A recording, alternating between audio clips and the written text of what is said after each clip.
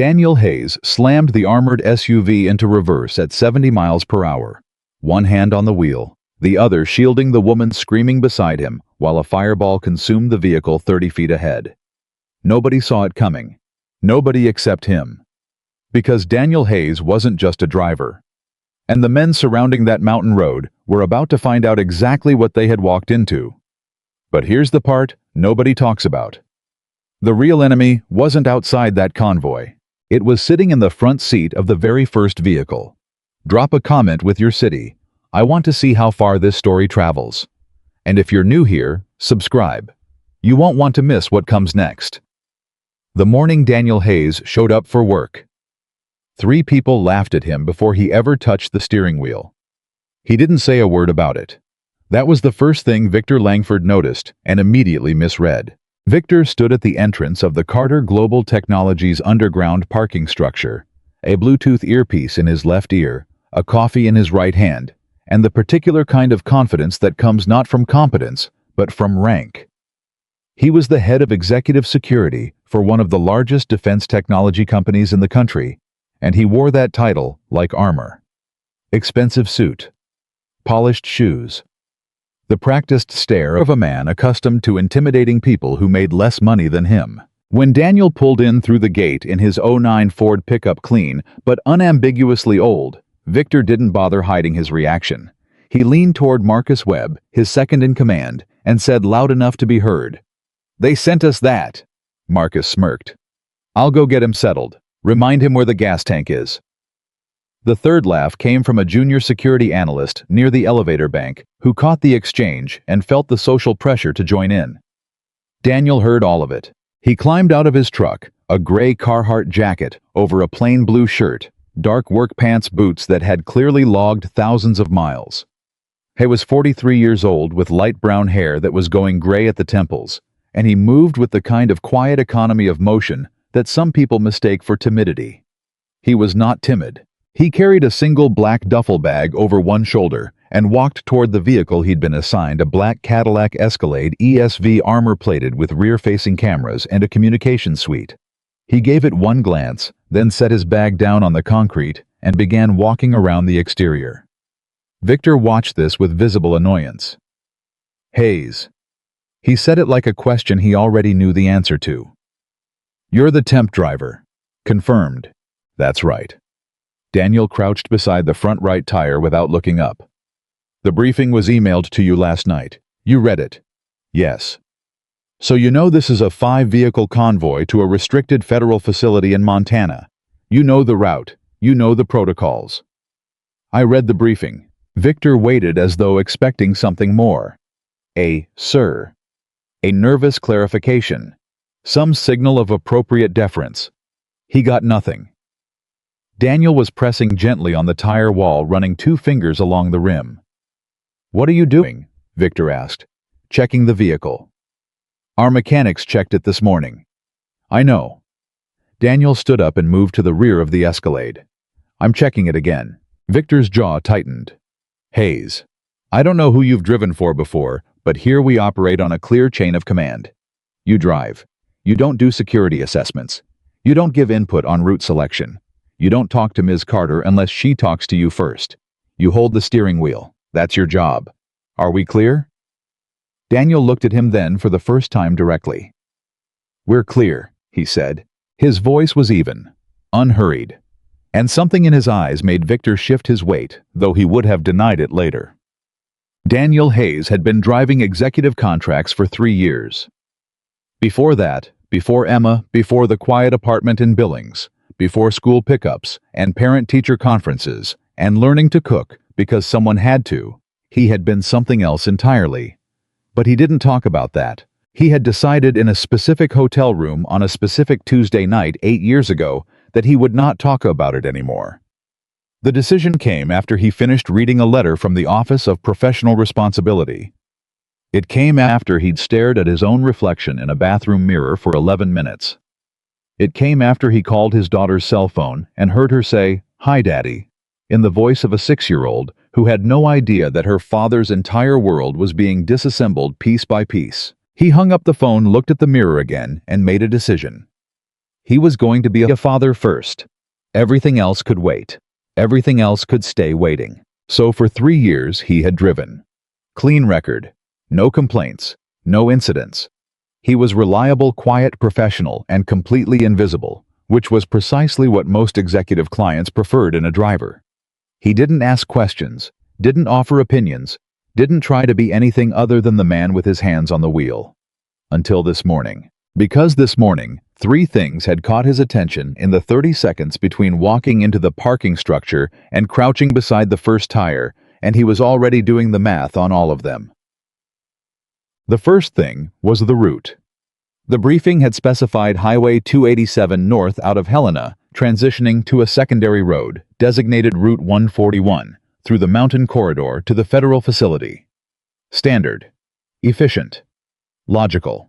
But the revised navigation system, loaded into the convoy's lead vehicle, Daniel had seen it on the screen when he passed the first SUV, showed a different route.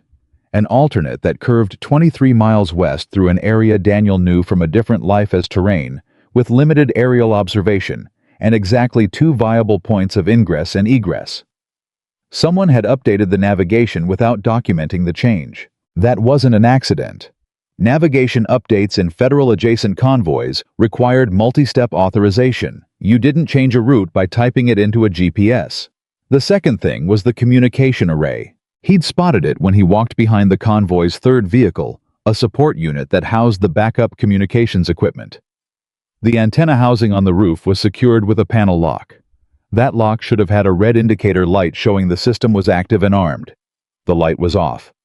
An inactive light on an armed system meant one of 2 things: either the backup comms had been disabled or someone had covered the indicator with tape. Neither explanation was innocent. The third thing was smaller and maybe the most troubling. One of Victor's security agents, a young Daniel had not been introduced to positioned near the elevator bank, was wearing a radio earpiece in his right ear. All of Carter Global's security personnel wore their earpieces in the left ear. It was a standardized protocol, one of those small procedural details that existed precisely because it made non-integrated personnel visible. This agent was either new and improperly briefed, or he wasn't Carter Global's agent at all. Daniel had stood near the Escalade for exactly 4 more minutes after Victor's little speech, appearing to check the tire pressure on the remaining wheels. He wasn't checking tire pressure. He was mapping the parking structure, counting personnel, identifying secondary exits, calculating sight lines. By the time he opened the driver's door and settled into his seat, he had built a picture he didn't like.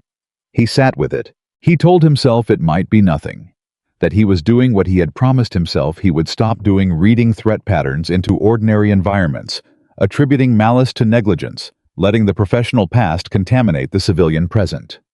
He told himself that. He didn't believe it. Evelyn Carter arrived at 7:42 a.m. She came through the elevator with 2 assistants and a tablet in her hand, already reading something, already talking. She was 34 years old, sharp-featured with dark eyes, and the particular forward lean of someone who operated on the assumption that time was the one resource she was always running short on. She had built Carter Global from a mid-sized defense contractor into a billion-dollar infrastructure technology firm in 9 years, and she had done it by being consistently the most prepared person in any room she entered. She paused at the sight of the convoy lineup, scanned the vehicles, glanced toward Victor. "We're on schedule." "Yes, Ms. Carter. We depart in 8 minutes." She nodded, then her gaze moved to Daniel, who was standing near the Escalade's rear door. Something in her expression shifted, not rudely exactly, but with the particular flicker of a person recalibrating expectations. "You're the driver today." "Daniel Hayes." "Yes, ma'am." "Right." She glanced at her tablet again. "Victor, why was there a route update this morning? I got an alert." "Minor logistics adjustment," Victor said smoothly. "The original corridor had a reported equipment blockage near the 287 junction. We rerouted through the western approach." "Who authorized that?" "I did. The update went through standard channels." Evelyn looked at him for a beat. "I want the authorization log when we're in the vehicle."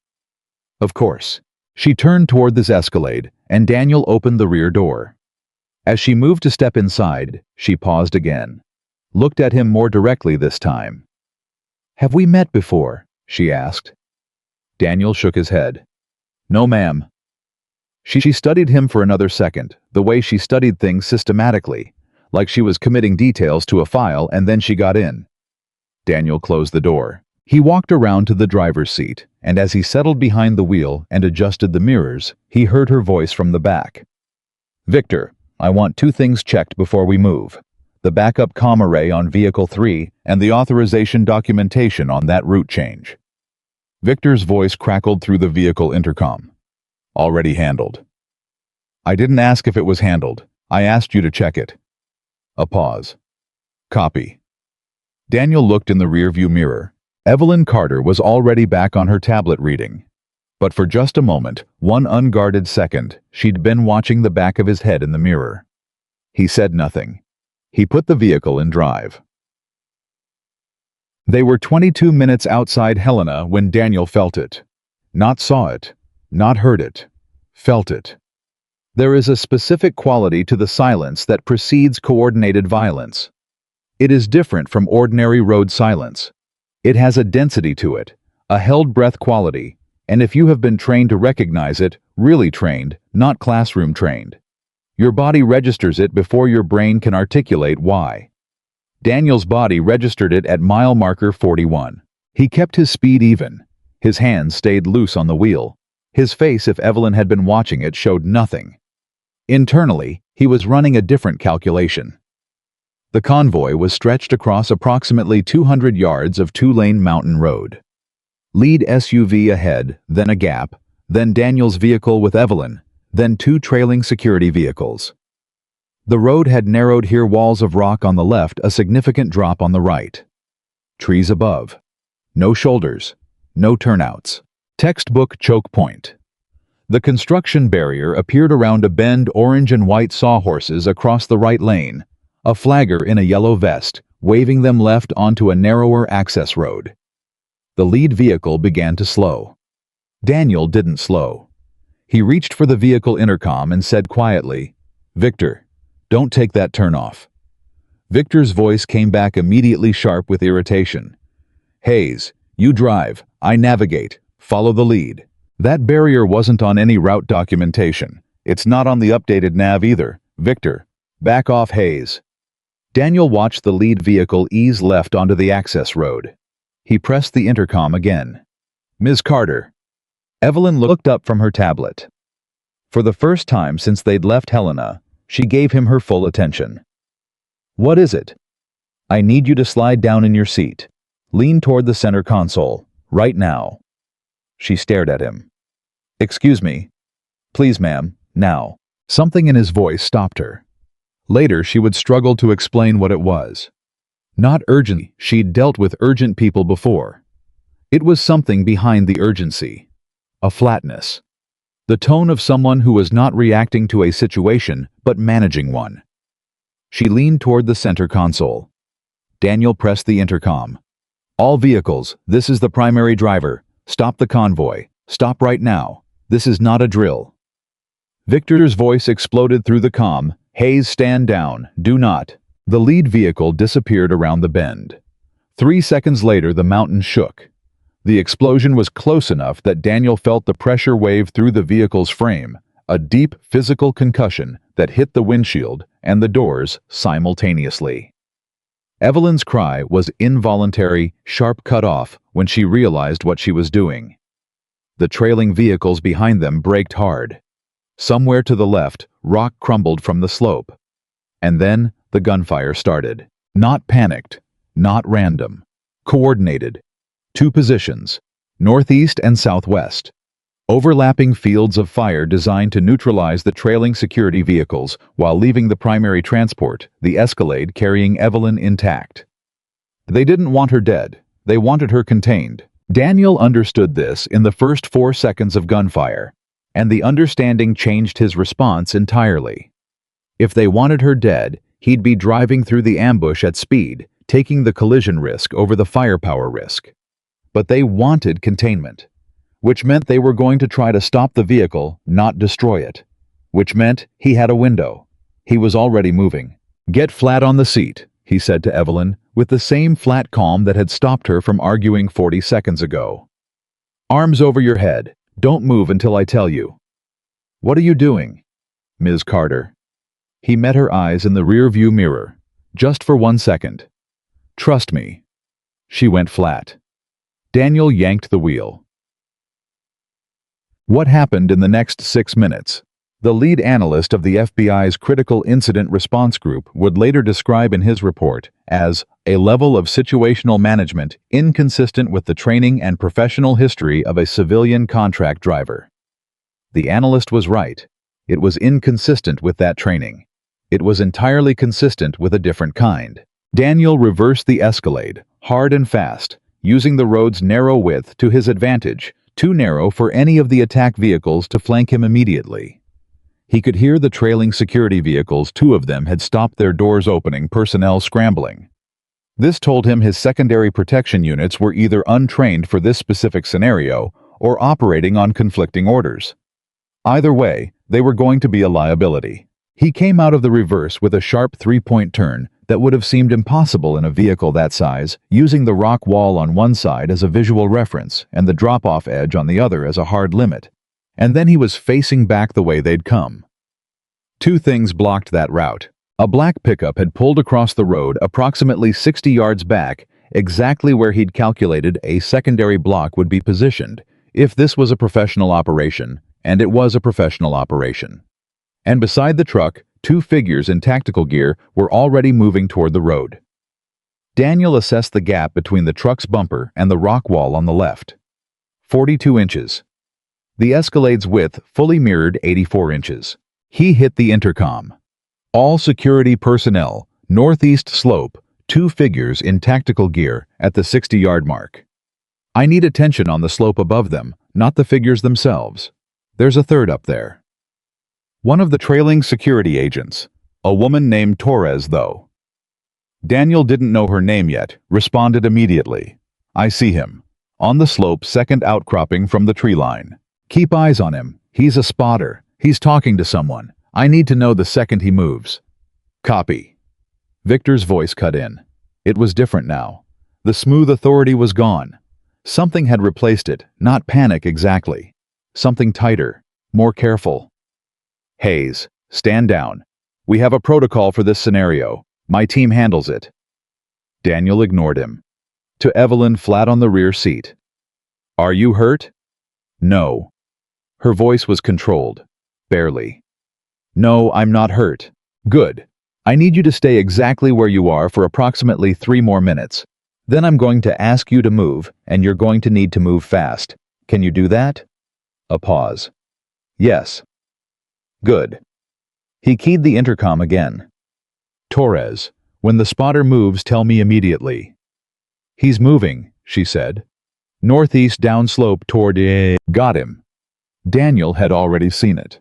The spotter was repositioning, which meant the perimeter was being adjusted, which meant they were about to shift from containment to a different phase of the operation. He had maybe 90 seconds. He looked at the blocked road again. 42 inches of gap. He made a decision. The sound the Escalade made when it sheared both side mirrors off against the rock wall was tremendous, and Evelyn flinched hard, even though she was flat and braced. But the vehicle didn't stop. It pushed through the gap with the particular brutal geometry of a vehicle designed to absorb punishment. And then they were through, and Daniel was accelerating on the open road back toward Helena. The black pickup attempted to reverse and follow. It was too slow. Daniel was on the radio immediately, not the Convoy radio, not the encrypted Carter global frequency. A different one. A frequency he hadn't accessed in 3 years. It rang twice. A voice answered. Male. Older. The kind of voice that had spent decades indoors in rooms with low light and no windows. Federal Emergency Channel. Identify. Bravo Kilo 749er, Daniel said. Active protection emergency. Primary asset in vehicle mobile westbound on Route 141, transitioning to 287, approximately 6 attackers, at least 2 vehicles possible insider involvement. I need immediate coordination. A silence. Then, Daniel Hayes. Yeah. You're not supposed to be on this frequency anymore. I know. He checked the mirror. No pursuit vehicle visible yet. Are you going to help me or not? Another silence. Then quietly, almost to himself, Where the hell have you been? Montana, Daniel said. Same as today. From the back seat, Evelyn Carter had been listening. She had listened to the frequency switch. She had listened to the identification code, Bravo Kilo 749er, which she recognized from her company's own security briefings as a federal executive protection designation. She had listened to the old man's voice say, Daniel Hayes, the way people say names they had thought they would never hear again. She sat up slowly, because he hadn't told her to stay down anymore. She looked at the back of his head, the gray at his temples, the hands on the wheel relaxed, confident, moving with small, precise adjustments she was only now noticing had been there all morning. Who are you? She asked. Daniel glanced in the rearview mirror. He didn't answer right away. He watched the road. He checked the mirrors. He ran the calculation one more time, 60 miles to the Helena city limits. Backup potentially 12 minutes out. Convoy situation unknown. Victor Langford's behavior in the final seconds before the ambush still sitting in a part of his mind that did not yet have a name for it. Then he said, Someone who should have told your security chief to pull that convoy over about 40 minutes before I did. That's not what I asked. He looked at her again in the mirror, held it for 1 second longer than strictly necessary.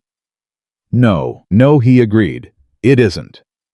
The road stretched ahead of them wide and clear in the early mountain morning, and behind them, the smoke from the explosion was still rising above the tree line, and somewhere in a federal operations center, an old man with a low voice was already making phone calls. My name is Daniel Hayes, he said finally. I drove you this morning. That part was true. And the rest, I was quiet for 3 seconds. I was a federal protection specialist for 11 years. I protected principals at the highest level of government. And then something happened on a mission. Something I didn't do, that someone made sure looked like something I did, and I lost everything. A beat. Everything except my daughter. Evelyn stared at him. And you've been driving, she said. Since then, you've been driving. I've been being her father, he said. The driving was how I paid for it. She was quiet for a long moment. Outside the windows, the mountain road curved and opened, and the sky was enormous and pale blue over the peaks. My security chief, she said slowly. Victor. I don't have proof yet. But you think? I think someone in your organization gave that convoy route to people who used it to build an ambush, Daniel said. I think the backup communications array on Vehicle 3 was deliberately disabled before we left. I think the route change was made without proper authorization by someone who didn't expect anyone to notice. He paused. And I think Victor Langford has been working very hard all morning to make sure that I specifically stayed as invisible as possible.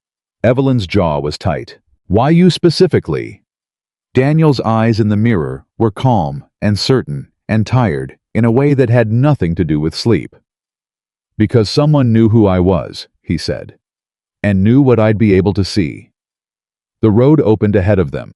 The radio crackled. And in the distance, the first sound of federal rotors cut through the morning air.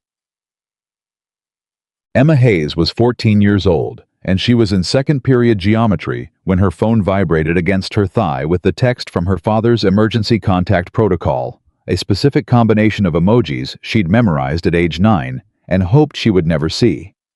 She stared at it for 3 seconds. Then she raised her hand and asked to go to the restroom. And in the hallway, she texted back the confirmation code, also memorized, also never previously used. And then she stood with her back against the cool tile wall and breathed carefully the way he'd taught her. 4 counts in, 4 out. He'll call when it's over, she told herself. She had learned from him that sometimes the only thing you could do was stay functional until the person you were waiting for came back. She went back to geometry.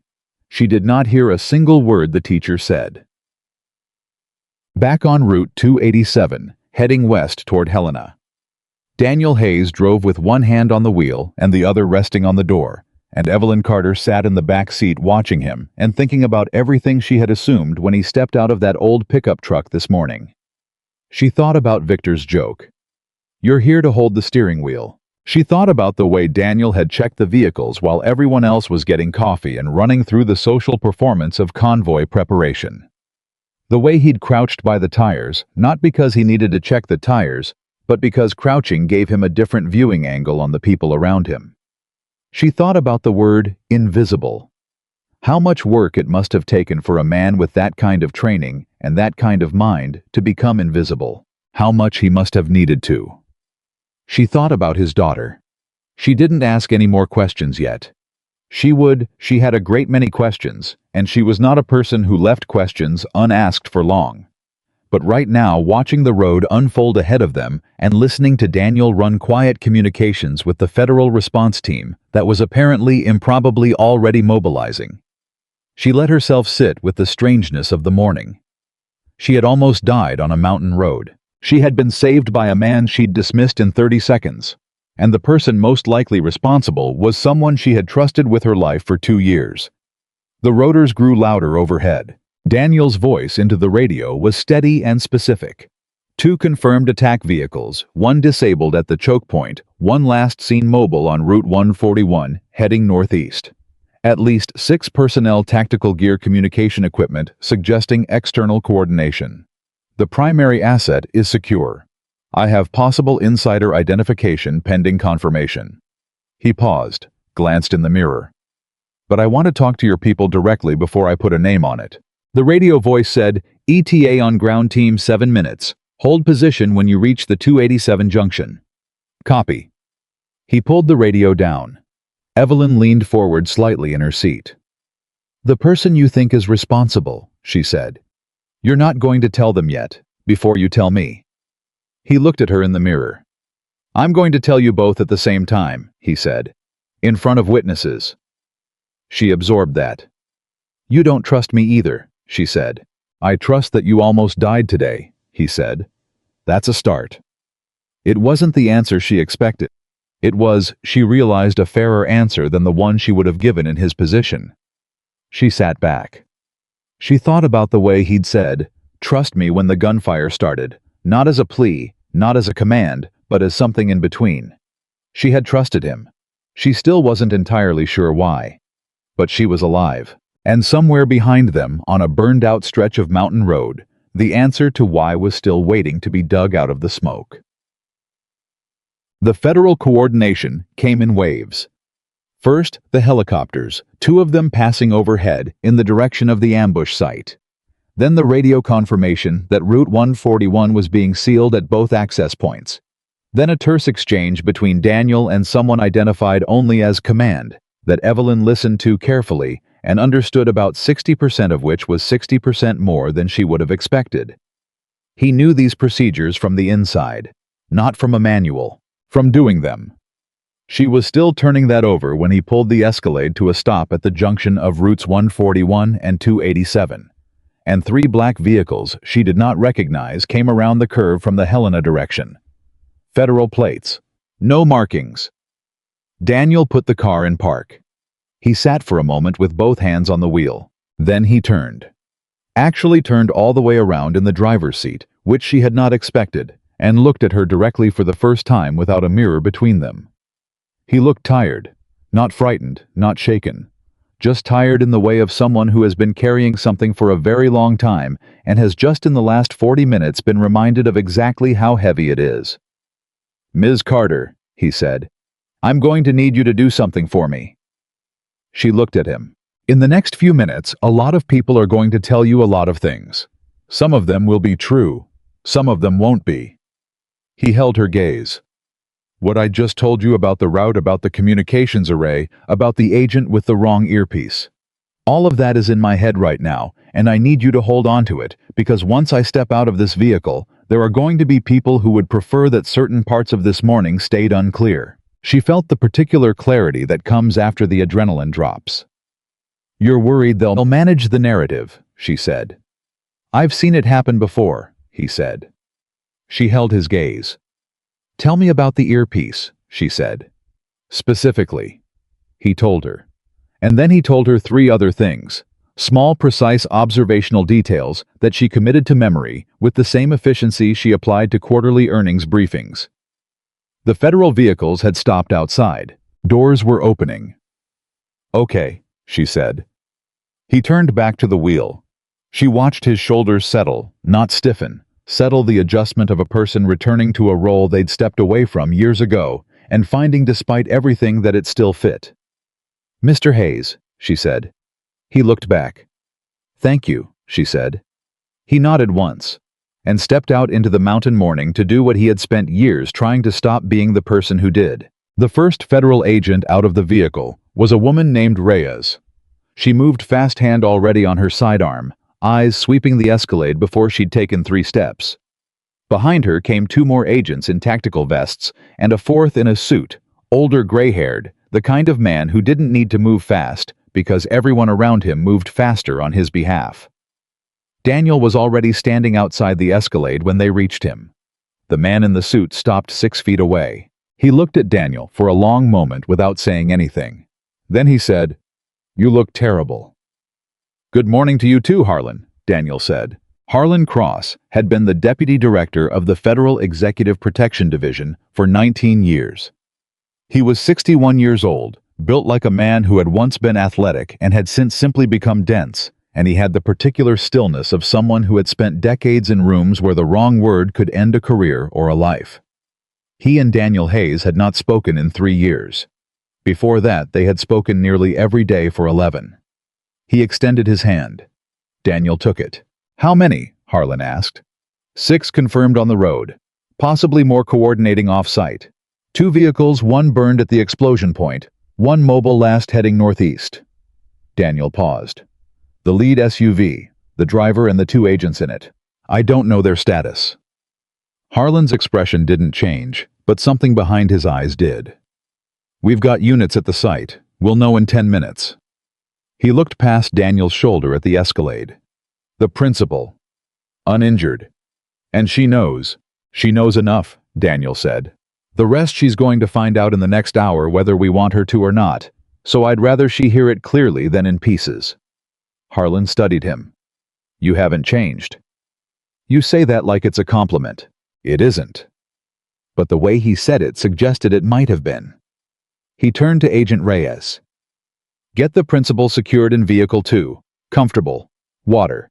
Give her 5 minutes before anyone starts asking her questions." He turned back to Daniel. "And you're coming with me." Daniel started toward the second federal vehicle. Then he stopped. He turned back to the Escalade. He opened the rear door. Evelyn was already sitting up, her tablet miraculously unbroken in her lap. Though the screen was dark, she looked at him with eyes that had processed a great deal in the last 40 minutes and hadn't finished yet. "This is Deputy Director Harlan Cross," Daniel said. "His people are going to move you to another vehicle. You'll have 5 minutes, and then they're going to need to ask you some questions. Answer everything except..." He paused. "Hold what I told you at the junction until I'm in the room." She looked at Harlan, looked at Daniel. "Why?" she asked. "Because the people who set this up had help from inside your organization," Daniel said. "And until we know exactly how far that goes, I'd like to control what information reaches which room and when." She didn't argue. That surprised him. She had struck him as a person who argued as a matter of professional principle. "Okay," she said simply. He stepped back. Reyes stepped forward to escort her. Daniel watched until Evelyn was inside the second federal vehicle.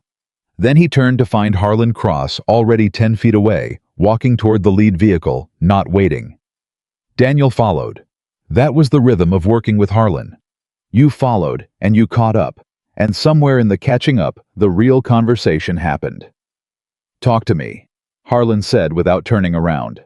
"The route change happened between midnight and 6 this morning," Daniel said, matching his pace. "It wasn't in the briefing I received at 10 last night. It was loaded into the Convoy navigation by the time I arrived at 7:15. No authorization tag in the system. I checked the screen when I walked past the lead vehicle." Who had access to the navigation system? Executive security personnel. Victor Langford specifically controlled Convoy configuration. Harlan stopped walking. He turned around. Langford, he said. It wasn't a question. You know him? Daniel asked. Harlan's jaw worked for a second. I know the name. We had a flag on him, peripheral, nothing actionable, from an unrelated operation about 18 months ago. He appeared in some financial surveillance. We passed it to the company's internal compliance team. A pause. Apparently it didn't go anywhere. Daniel felt the specific cold that comes not from temperature, but from the recognition of a chain of failures. He buried it, Daniel said. Probably. Harlan started walking again. You said insider involvement. Langford is the name you're putting on it. He's the name I'm putting on the opportunity and the access, Daniel said.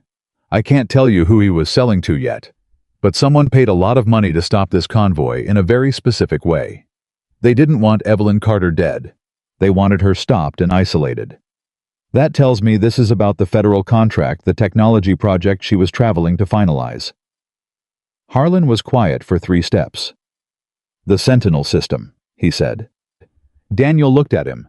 You know about it. We know about everything that touches federal infrastructure, Daniel. That's the job. He pulled open the door of the lead federal vehicle. Get in. I'm going to tell you something, and then I'm going to need you to tell me I'm wrong. Daniel got in. The door closed. And Harlan Cross said the name of a company that made Daniel's jaw tighten. Meridian Defense Solutions, Harlan said. They lost the Sentinel contract bid to Carter Global 8 months ago. Publicly, they accepted it. Quietly. He stopped. Quietly, our signals intelligence has been picking up some unusual activity in the last 6 weeks. Communications between a Meridian executive and an unidentified domestic contact. Encrypted, but the traffic patterns were interesting. Interesting how? Daniel asked. They spiked on the same days that Carter Global's internal security calendar showed convoy planning activity. Harlan looked at him flatly. They knew she was moving. They knew when. And the only way to know when is to have someone on the inside feeding the calendar. Daniel sat with that for 5 seconds. Langford has been in that role for 2 years, he said. How long has Meridian been planning the bid appeal? 18 months, Daniel said. They looked at each other. How was in position before the contract was even awarded, Daniel said. That would make him not a reactive leak, Harlan said quietly. That would make him a planted asset. The word sat in the air of the vehicle like something with physical weight. Daniel thought about Victor Langford in the parking structure that morning. The practiced confidence. The deliberate dismissal. The specific pointed effort to establish Daniel as someone without standing, without authority, without the right to notice things. He hadn't been trying to put Daniel in his place. He'd been trying to neutralize the one variable he hadn't anticipated. Someone had told Langford that Daniel Hayes was on the manifest, and Langford had known exactly what that meant. Someone recognized my name, Daniel said, on the driver manifest. Harlan's eyes confirmed without words. They flagged it internally, Daniel said. Whoever coordinated this, they saw my name on the assignment list, and they knew I might be a problem. Which means they know your background. Which means this connects to the unit, Daniel said. To my operation, to what happened 3 years ago. And there it was. The thing Daniel had been carrying since he pulled out of that parking structure this morning.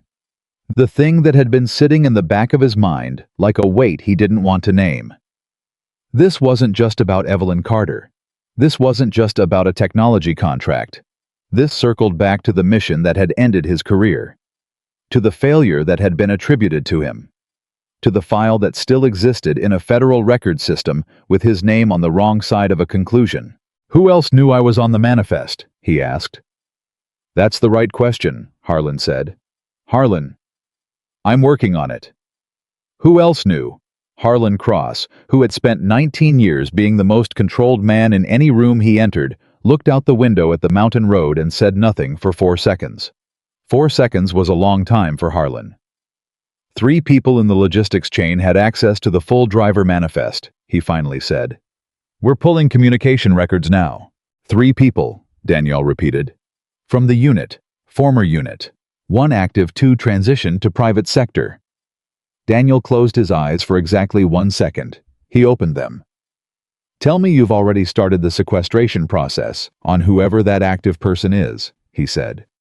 "The process started 20 minutes ago," Harlan said. "The moment you keyed that emergency frequency." "Good." Daniel's voice was absolutely level. "Because if someone inside the unit fed my name to Meridian, then this isn't just a corporate espionage operation anymore." "No," Harlan agreed quietly. "It isn't." Outside the vehicle, Agent Reyes was moving toward them with a tablet in her hand, and behind her the two other agents were setting up a portable communications array on the hood of the third vehicle, and somewhere above them, a helicopter had banked and was heading back toward the ambush site. The mountain was very quiet around all of it. Daniel watched Reyes approach and thought about Emma in her second-period classroom, and about the emergency text protocol they had established when she was 9 years old, and about the fact that she had never in 5 years been asked to use it before today. He thought about what he was going to say to her tonight. He thought about the fact that he had to make it to tonight first. Reyes knocked on the window. Harlan cracked the door. "Talk." "Site report from the ambush location," she said. "2 casualties confirmed, both from the lead SUV. Driver and 1 agent. The second agent is alive, critical, being transported." She paused. "And sir, they found something at the site, in the tree line above the choke point." "What kind of something?" Reyes glanced at Daniel. "A communications package," she said. "Portable encrypted relay, the kind that patches through multiple carrier frequencies to avoid standard interception." Another pause. "It was still transmitting when our team reached it." Daniel was already out of the vehicle. "Still transmitting to where?" he asked. "We're tracing it now," Reyes said. "But the initial signal path—" She hesitated.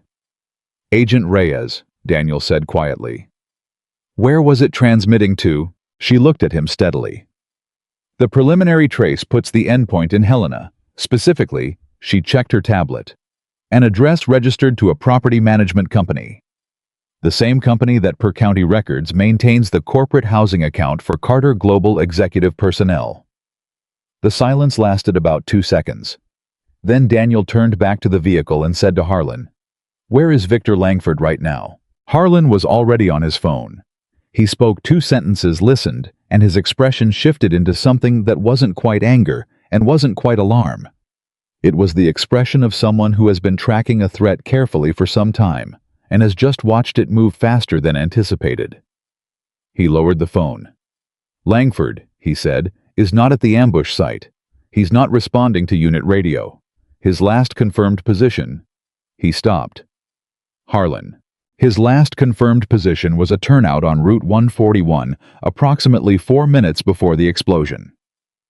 Harlan met Daniel's eyes. "He got out of his vehicle." "He walked away before the ambush started," Daniel said. "He knew the exact timing," Harlan confirmed. "He got clear." And that Daniel understood immediately changed everything. A planted asset who stayed in position and managed information from the inside was one kind of problem. A burned asset who had already extracted himself and was in active communication with his handlers was a completely different kind. Langford wasn't waiting to see how things played out. Langford was in motion. "The corporate housing address in Helena," Daniel said. "He's not going there. That's where the relay was pointing, which means it's somewhere he was recently. He's not going back toward something that federal agents are already tracing." He thought for 3 seconds. "He's going toward something he hasn't compromised yet." "Evelyn Carter," Harlan said. "Not her specifically." Daniel's mind was moving fast now, the way it used to move in the old days, the way he'd spent 3 years trying to slow it down. The Sentinel contract. The finalization materials she was carrying to that facility. He couldn't stop the convoy permanently. Even if this ambush had gone differently, the contract process would have continued. So he needs the materials themselves, the authorization codes, the technical specifications she was transporting. Harlan was already looking at Reyes. "Does she have physical documentation on her in the vehicle?" Reyes's hand was already on her radio. Daniel was already moving toward the second federal vehicle. He reached it in 6 steps and knocked once hard on the window. The door opened. Evelyn looked out at him. She had water in one hand and the expression of a person who had been sitting very still doing very precise thinking. Your documentation, Daniel said. The Sentinel finalization materials, physical and digital. Where are they? Her eyes sharpened. Why? Because Victor Langford is in active extraction, and he knows you were carrying them, Daniel said. Where are they? A pause. Short, but real. Digital copies are encrypted on my tablet, she said. Physical authorization documents are in a locked case in the cargo area of this vehicle. But Daniel... She stopped. Something in her face had changed. What? He said. The physical case, she said slowly. It was loaded by Victor's team this morning, before I arrived. The temperature of the conversation dropped 10 degrees. Was it inspected before loading? Daniel asked. Victor's team handled preload security. That was his... She stopped again. That was his jurisdiction. Daniel looked at her. She looked at him. Get out of the vehicle, he said, right now, and leave the tablet where it is. She was moving before he finished the sentence. Daniel stepped back, put 2 fingers to his mouth, and produced a sharp whistle that brought Harlan and Reyes around simultaneously. The cargo case in Vehicle 2, he said. Don't open it. Don't move it. Get your explosives team on it before anyone touches it. Harlan said one word into his phone. Reyes was already steering Evelyn away from the vehicle with a practiced, gentle firmness. Evelyn, for her part, allowed it. She was pale beneath her composure, but she was not fractured. She walked with her spine straight and her chin level, and when Reyes guided her toward the far side of the third vehicle, she went without argument. Daniel watched her for exactly 1 second. She had been running a company under pressure for 9 years. She knew how to move through a crisis without becoming part of the wreckage. He would have found that admirable under different circumstances. Right now it just meant she was less likely to slow them down. He turned back to Harlan. Langford knew the case would be examined eventually. But if he put something in it that was designed to activate remotely, a tracking device, a disruptive payload. The moment the case was opened at the federal facility, someone would have triggered it. He had a window. How long of a window? Harlan asked. The convoy was supposed to arrive at the facility in approximately 2 hours from departure, Daniel said. Minus the time already elapsed, minus the ambush response, he had maybe 90 minutes before someone opened that case and either found the device or the device activated. He checked his watch. We are now 43 minutes past convoy departure. Harlan's expression was very still. He's got 47 minutes before his window closes, Daniel said. He needs to either retrieve the case himself or trigger whatever is in it remotely before federal EOD gets their hands on it. So he'll move fast, Harlan said. He's already moving, Daniel said. The question is whether he has a secondary extraction plan that we don't know about yet. As if in answer to this, Agent Reyes's radio produced 3 short bursts of static, followed by a clipped male voice. Command. We have a visual on a vehicle matching the description of Langford's personal transport. Northbound on Highway 287 toward the Route 12 junction. Civilian plates 1 occupant. Harlan looked at Daniel. He's not running, Daniel said. Route 12 doesn't go toward any border crossing or major airport. It goes... He stopped. He knew where Route 12 went. He had memorized the regional topography that morning when he was sitting in the parking structure pretending to check tire pressure. It goes to the secondary airfield, he said. 12 miles northeast. A private landing strip that serves the backcountry charter operations. A plane, Harlan said. Already positioned, Daniel said. This was always the exit. The ambush was never the primary operation. The ambush was the distraction. He turned to Harlan with the full weight of the calculation in his voice. The real operation was always to get Langford out of the country with whatever he managed to pull from that cargo case before anyone realized he was gone. Harlan Cross stood very still for a moment. Then he said to Reyes, "Get me air assets on the Route 12 corridor. I want that airfield sealed in 10 minutes. Copy, Reyes said, already walking. And get me a vehicle, Daniel said. Harlan looked at him. You're not a federal agent, he said. No, Daniel agreed. But I know this terrain, I know Langford's behavior pattern, and I am the only person standing here right now who has personally moved a protected principal under live fire in the last 45 minutes. He paused. And Harlan, someone in the logistics chain, gave my name to Meridian. Someone who knew what it would mean. Until you've identified who that was, how many of your people here do you fully trust? The question sat between them. Harlan's jaw worked. He did not answer immediately, which was its own kind of answer. Vehicle 3, he said finally. Keys are in it. Don't do anything that puts you in a federal report before I've had a chance to prepare the context. Daniel was already walking. Behind him, he heard Evelyn Carter's voice, not panicked, not raised, but carrying the particular precision of a person who is done being managed from a distance. Agent Reyes, she said, I need to speak with Mr. Hayes before he goes anywhere. Reyes started to respond. Evelyn spoke over her calmly. I understand the protocol. I'll be 30 seconds. Daniel stopped walking. He turned around. Evelyn crossed the distance between them with 3 quick steps and stopped in front of him. Up close away from the mirror without the glass and distance of the vehicle between them, she was more human than the composite of CEO and crisis he'd been managing in his mind all morning.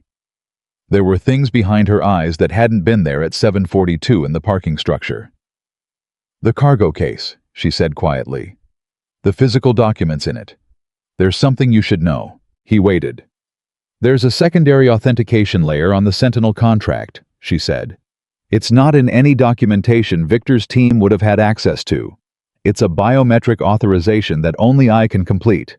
Without it, she paused. Without it, any specifications or codes, Langford extracts are incomplete. They can be sold, but they can't be activated. Daniel looked at her. He knows this. He might, she said. Or he might not. It was implemented 3 weeks ago at the request of the Federal Contract Oversight Committee. The only people who knew about it were Me Too committee members and my chief technical officer. She met his gaze steadily. Victor Langford was not briefed.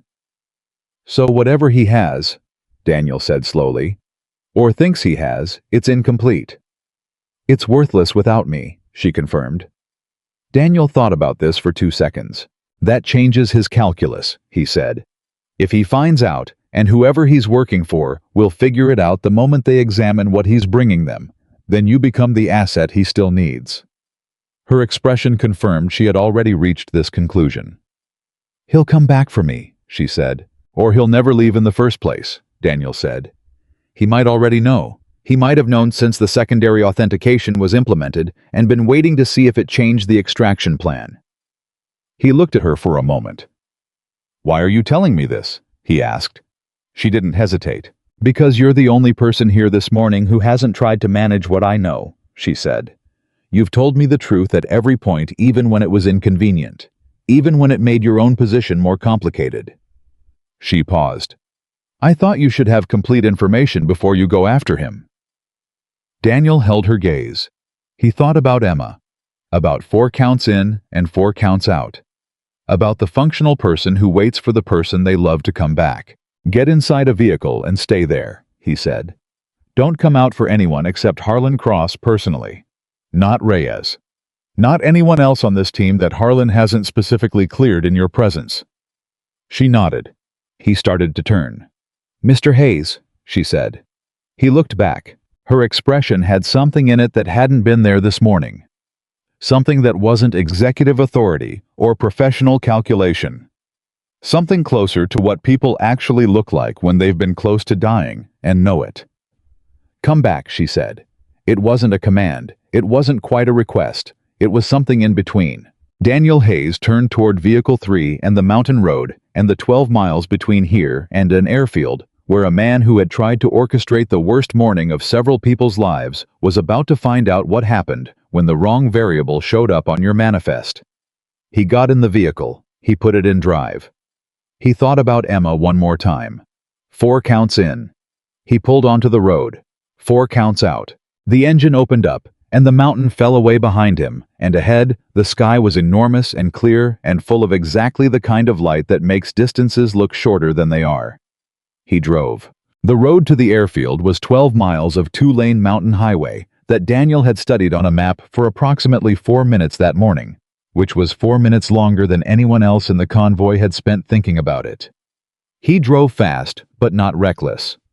There was a difference, one that took years to learn, and in the first 3 minutes alone, he ran the full calculation 3 times and kept arriving at the same problem. Langford had a head start of somewhere between 8 and 14 minutes.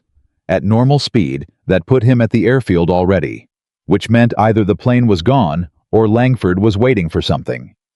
And Evelyn's words were still sitting in the front of Daniel's mind, with the particular insistence of information that changes everything it touches. The biometric lock. The secondary authentication. The fact that without Evelyn Carter's physical presence, everything Langford was carrying out of the country was worth exactly nothing to the people who had paid for it. Langford might not know that yet, but the people paying him would figure it out within hours of examining what he'd brought them. And the moment they did, the operation would pivot. Langford would get a phone call, and that phone call would send him back toward the one thing he still needed. Daniel pressed the accelerator another 10%. His radio, Harlan's radio, technically the one Reyes had handed him before he pulled out, crackled.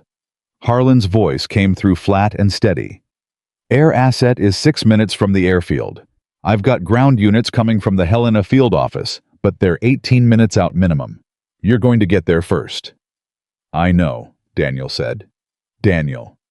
A pause that carried weight. You go in quiet. You do not engage if there's a way to avoid it.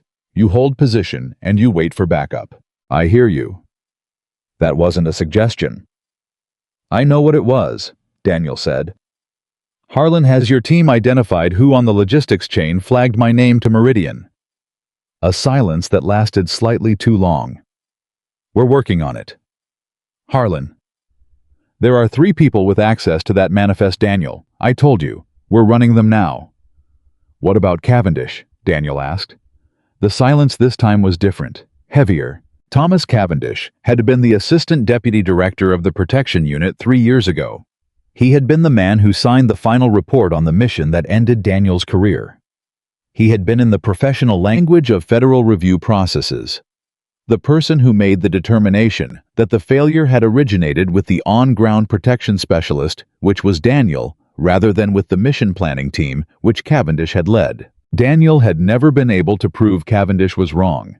He had never stopped believing it. Cavendish retired 14 months ago, Harlan said carefully. He transitioned to private sector consulting. For who? Another pause. We're checking, Harlan said. Daniel felt the calculation lock into place with the particular cold finality of something that was always going to be true. You just hadn't had all the pieces until now. Cavendish. Meridian. Langford. The same pattern from 3 years ago. A mission disrupted, an operation compromised, and someone on the inside managing the information to protect themselves while everything burned around them. 3 years ago, it had burned around Daniel. Today, someone had decided to run the same play again. They just hadn't counted on him being in the vehicle. Harlan, Daniel said. Cavendish knew about the secondary authentication on the Sentinel contract. How do you know that? Because Evelyn said it was implemented at the request of the Federal Contract Oversight Committee, Daniel said. Cavendish spent 14 years in federal contract oversight before he moved to the protection unit. He still has contacts. If anyone from the inside knew about that biometric lock, it was him. Daniel. Which means Langford knows about it too, Daniel said. Which means he was never planning to leave today. He felt Harlan process this in real time across the radio silence. He's not at the airfield, Harlan said slowly. The plane is there, Daniel said. The plane is real. It's the exit route and it's genuine, but Langford isn't on it yet. He was thinking fast now, the road coming at him in his peripheral vision, while the central focus of his mind was working the problem. He needs to complete the extraction first. And the only way to complete it is to get Evelyn Carter's biometric authorization either voluntarily or by force. He'll go back for her, Harlan said. He'll try to intercept, Daniel said. Not at the junction where we're staged too much federal presence now. He'll know we've locked that down. He needs to wait for a transfer. A movement. The moment we try to relocate Evelyn to a secure facility, he'll have a window. I'm not relocating her, Harlan said immediately. He doesn't know that yet, Daniel said. And he may have someone feeding him our communications. He paused. Harlan, go to the alternate channel. Right now. A brief silence. Then a click. Then Harlan's voice again, the same but slightly different in its audio quality, a different frequency. You think he's monitoring the primary channel, Harlan said. I think he's been 3 steps ahead of this operation from the beginning, and I want to start being 1 step ahead of him for a change, Daniel said. Okay, Harlan said. Okay, I'm pulling Evelyn inside Vehicle 1, and we go to radio silence on the primary channel. We put out traffic suggesting we're preparing a transport movement. And see who responds to it, Daniel said. Where are you going? Harlan asked. Daniel looked at the road ahead. He had been running the terrain in his mind, and he had just arrived at something. Langford needed to intercept a vehicle transfer. Langford needed to know where that transfer was happening. Langford needed information that was currently only available from someone inside the federal response perimeter, or from someone who knew the terrain well enough to predict the logical transfer route. There was one road between the junction and the Helena Federal Building. One road that a convoy would logically take. One road with exactly 2 places where a single vehicle with a determined operator could force a stop without creating a situation that drew immediate aerial attention. Daniel had memorized those 2 places this morning. He turned the vehicle. He wasn't going to the airfield anymore. Harlan, he said, I need you to put out traffic on the primary channel. Make it sound like you're preparing to transfer Evelyn Carter to the Helena field office. Use Vehicle 2 for the transfer. Put Reyes driving 1 agent in the rear. Don't put Evelyn in it. You want to run a ghost transport, Harlan said. I want to see who comes for it, Daniel said. And I want to be there when they do. Daniel, if Langford is armed and expecting a target vehicle. He's not going to blow up another vehicle, Daniel said. He needs Evelyn alive and conscious and capable of providing a biometric authorization. He can't do that with a bomb. Whatever he brings to that interception, it's going to be personal, close range, controlled. He paused. Which means I can work with it. Harlan's exhale over the radio was the sound of a man who had spent 19 years making calculated risk decisions and had just been handed one he didn't fully control. You have a vest? Harlan asked. No, of course not. A pause. Daniel, I need you to understand something. Whatever happens in the next hour, whatever you find, whatever Langford tells you, whatever connects back to 3 years ago, I need you to bring it out clean. Evidence, testimony, chain of custody, not a field resolution. Daniel knew what Harlan wasn't saying. He was saying, don't do what you came close to doing 3 years ago in that hotel room before you chose Emma instead. I know, Daniel said. Do you? I chose different, Daniel said simply. I chose it then, and I'm choosing it now. A beat. Go, Harlan said. And then quietly, almost below the transmission quality, watch yourself. Daniel set the radio on the seat and drove. The transfer route between the junction and Helena ran along the northern edge of a ridgeline before dropping into a valley approach. There were 2 natural bottlenecks, one at a bridge crossing, one at a curve, where the road narrowed between a cut wall and a drainage channel. Daniel had a simple decision to make. The bridge was exposed and visible from the air, which meant Langford would avoid it if he had any operational sense. The curve was tighter, less visible, and it offered a stopping point that a single vehicle could control with the right positioning. That was where Langford would go. Daniel parked 200 yards short of the curve and got out on foot. He moved fast along the shoulder, staying low, using the natural cover of the terrain. The way you use it when moving on foot has become a physical memory rather than a conscious process. His mind was very quiet. This was the thing about the kind of training he'd had when it came back. It didn't come back loud. It came back like breathing, like something that had always been there just waiting. He reached a position 20 yards from the curve with a clear sightline in both directions. He checked his watch. Harlan would have the ghost transport vehicle on the road within 4 minutes based on the response time they'd discussed. He settled in. He waited. Waiting was something people who hadn't done real field work fundamentally misunderstood. They thought it was passive. They thought it was the absence of doing. It wasn't. Waiting done correctly was the most active state there was. You were reading everything. Wind sound light, the behavior of birds 30 yards away, the quality of the silence in different directions. You were building a continuous model of the environment and flagging every deviation from baseline. At 43 seconds. Daniel heard a car engine that wasn't moving. Idling. Somewhere on the far side of the curve. Hidden behind the cut wall. One vehicle. One engine. He moved. He came around the cut wall low and fast from the upslope side, not the roadside, because anyone waiting for a vehicle on a road watches the road. They don't watch the slope above them. It's an instinct failure that training is supposed to correct and almost never fully does. Victor Langford was standing beside a gray sedan, phone in hand, positioned so he could see the road approaching from the junction direction. He was in civilian clothes. The suit jacket gone a dark fleece over his dress shirt, which told Daniel he'd had a go bag in his personal vehicle.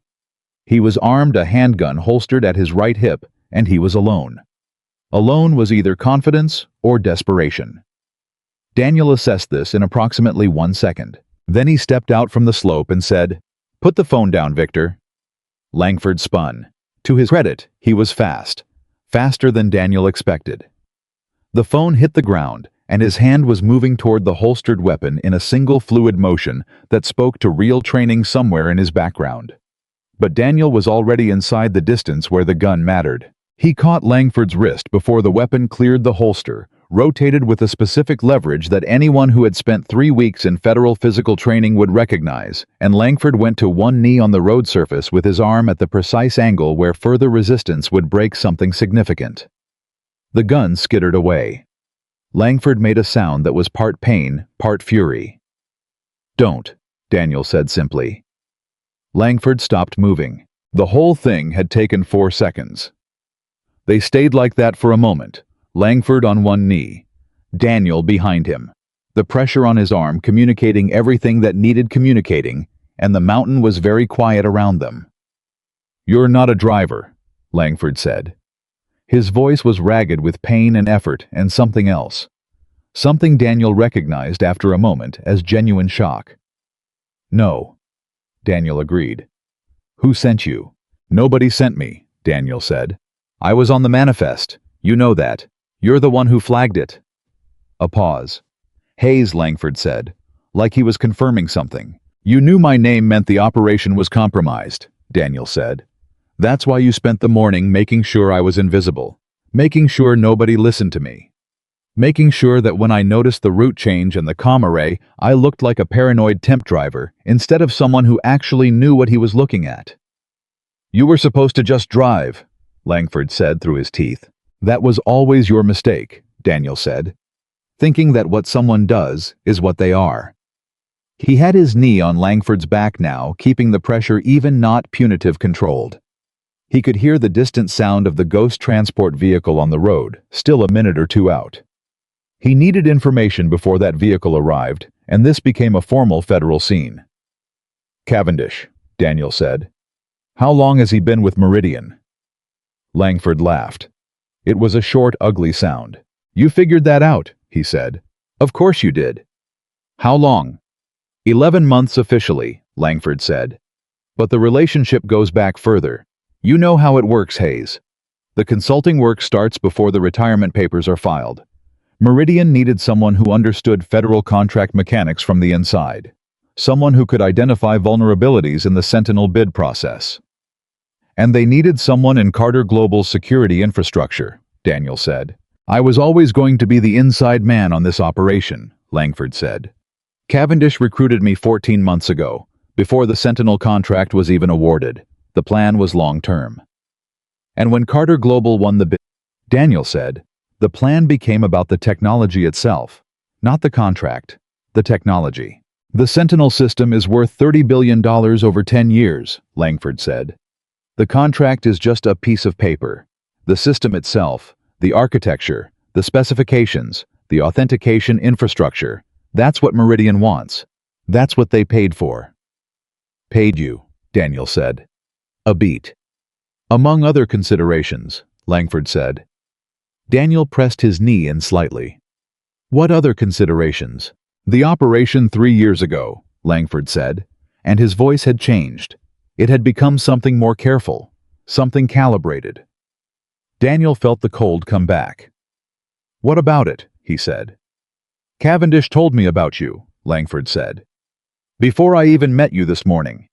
He said if your name showed up on any operation connected to Meridian, I should neutralize your credibility immediately.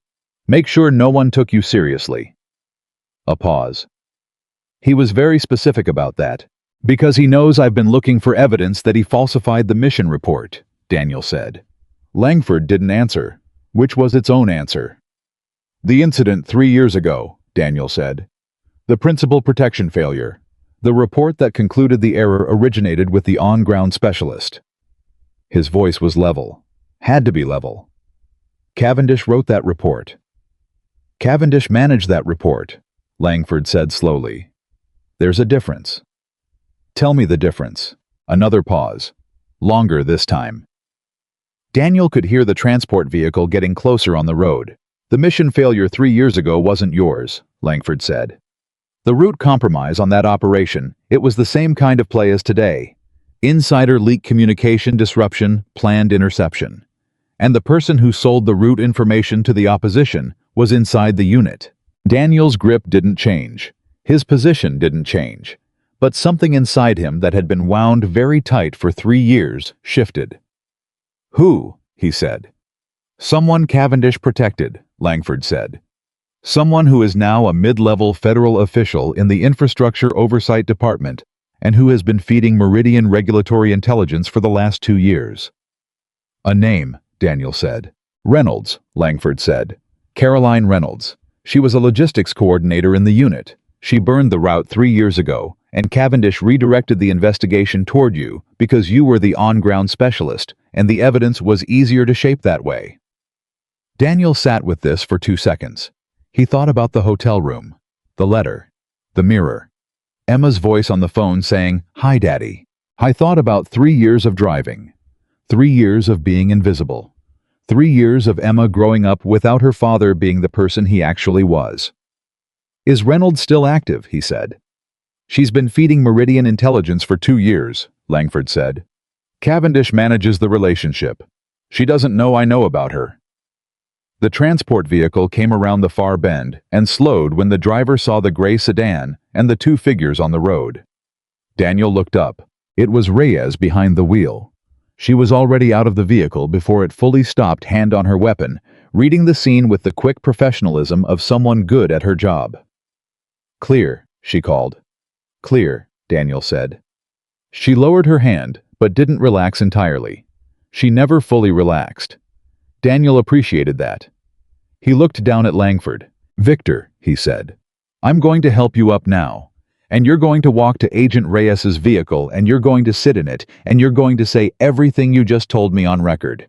With a federal attorney present. And in exchange," he paused. "In exchange, I'm going to make sure the prosecutor understands that you cooperated fully at the point of apprehension." Langford was quiet for a moment. "That's not much," he said. "No," Daniel agreed. "It isn't. But it's what I have, and it's genuine, which puts it ahead of almost everything else you're going to be offered today." Another pause. "Reynolds and Cavendish," Langford said. "You'll make sure they're in this with me." "They'll be in this with or without you," Daniel said. "The question is whether you're on the record as cooperative or as the man who ran." Langford let out a long, slow breath. Daniel stood up. Langford came up slowly, one hand on his knee, and looked at Daniel with the expression of a man sorting through the wreckage of a plan and trying to identify what was salvageable. There wasn't much. "The airfield," Daniel said. "Is there actually a plane there?" "Yes." "Who was flying it?"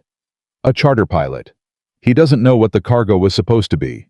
He's just a pilot." "And the attack team on Route 141, Daniel said. "Are they Meridian direct or contracted?" "Contracted," Langford said. "Private security firm out of Colorado. They were told it was a retrieval operation for stolen corporate property." He paused. "Most of them don't know they were being used to attack a federal-adjacent convoy." "Most," Daniel said. "The 2 team leaders knew," Langford said. The others were freelancers operating on incomplete information. Daniel looked at Reyes. "You get all of that." She tapped her radio, which had been open the entire time. "Every word," she said. From the radio, Harlan's voice. "Good work, both of you." And then a beat later. "Daniel, come back to the junction." Daniel looked at Langford once more. Langford met his eyes. "For what it's worth," Langford said quietly. "I didn't know about your daughter. Cavendish told me to neutralize you. He didn't tell me what was at stake for you personally." Daniel studied him for a long moment. "It doesn't change what you did," he said. "No," Langford agreed. "I know." Daniel nodded once, turned and walked to the vehicle. He drove back toward the junction with the radio quiet and the mountain enormous around him, and his mind running through what Langford had just given him. Reynolds. Cavendish. A name and a chain that went all the way back to the mission that had cost him 11 years of career and 3 years of life spent becoming invisible. He thought about Emma in geometry class. He thought about Hi Daddy. I thought about how he was going to explain today to her tonight, and what words a 14-year-old needed to hear when her father showed up after the kind of morning that shouldn't happen to people who drive executive vehicles in Montana. He thought about the fact that he didn't have answers to any of those questions yet. He just had the road ahead of him, and the sky, and the particular clarity that comes after something terrible has resolved into something survivable. When he pulled back into the junction, the first thing he saw was Evelyn Carter standing outside Vehicle 1, arms crossed, watching the road with an expression that told him she had not stayed inside the vehicle the way he'd asked her to. She'd probably been watching the road for 15 minutes, and nobody, not Harlan, not Reyes, not any federal agent present, had successfully told her to stop. He pulled in and got out. She was in front of him before he'd taken 3 steps. "Langford," she said. "In custody, cooperating." Her eyes scanned him quickly, efficiently checking for injury with the same systematic assessment she'd given the convoy lineup that morning. "You're not hurt," she said. "No." "Good." She exhaled short and controlled. "Harlan told me to stay in the vehicle." "I know." "I didn't," she said. "I know that too," he said. Something shifted in her expression. It wasn't quite a smile. It was the thing that comes before a smile, when a person is too aware of what's just happened to allow themselves the full version yet. "He told me something else," she said, "while you were gone." Daniel waited. "He told me that the federal operation 3 years ago, the one that ended your career." She stopped, started again. "He told me there's new information, that the mission failure wasn't yours." Daniel looked at her. "He knows," he said. "He's known there were questions for some time," she said carefully. "He just didn't have anyone willing to go on record. Langford is the first person in the chain who's agreed to cooperate." A pause. "From what Harlan said, the testimony you just collected, Langford's statement about Reynolds and Cavendish, that's the first concrete link in a chain that clears your name." Daniel stood with that. He had imagined this moment in a diffuse, carefully suppressed way for 3 years. Had imagined what it would feel like to hear that the record was wrong, that the conclusion was wrong, that he had been what he had always known himself to be, a good protection specialist who walked into a compromised operation and was blamed for someone else's betrayal. He had imagined it would feel like relief. What it actually felt like was complicated. It felt like the specific weight of 3 years, the driving, the invisibility, the parent-teacher conferences and school pickups and cooking dinner and reading. Emma's homework, all of it suddenly acquiring a different texture. Not wasted. Nothing with Emma was wasted. But 3 years spent paying for something that wasn't his. "Okay," he said. She looked at him. "That's all," she said. "What else should I say?" She thought about it. "I don't know," she said honestly. "I don't know what the right response is when someone tells you that what ruined your life wasn't your fault." He looked at her for a moment. "You say okay," he said. "And then you figure out what comes next." Harlan appeared from behind Vehicle 1. He looked at Daniel with the expression of a man who had many things to say and was choosing the order carefully. "The airfield is sealed," he said. "Pilots in custody cooperative. The cargo case from Vehicle 2 has been cleared, It had a tracking device and a remote disruption payload, but no explosive. Langford's team wanted to track where the documents went, not destroy them. He paused. And Reynolds, we've already had 3 federal attorneys make calls in the last 20 minutes. She's going to know something happened before end of day. She'll run, Daniel said. We've anticipated that, Harlan said. Travel flags are already in place. He stopped in front of Daniel. Looked at him. Cavendish is being interviewed right now by OPR. He doesn't know what Langford told you. He thinks we're asking about Meridian in the context of the Sentinel contract. He'll lawyer up within the hour, Daniel said. He's already called 3 lawyers, Harlan said. But the calls are being logged and the content of those calls. He allowed himself a small, satisfied pause. Is going to be very interesting to the investigators. Daniel looked at his old supervisor, Harlan Cross, who had 19 years of controlled stillness behind him, who had spent those 19 years navigating the particular treacherous terrain of institutional politics, was allowing himself something that Daniel realized he very rarely saw. He looked satisfied, not triumphant, not pleased with himself, just satisfied, like a man watching something unjust begin to be corrected. Harlan, Daniel said, why didn't you come to me 3 years ago when you had questions about the report? Harlan held his gaze. Because I didn't have evidence, he said. I had doubt. And doubt isn't enough, not in the kind of system we work in, Daniel. Doubt can be managed.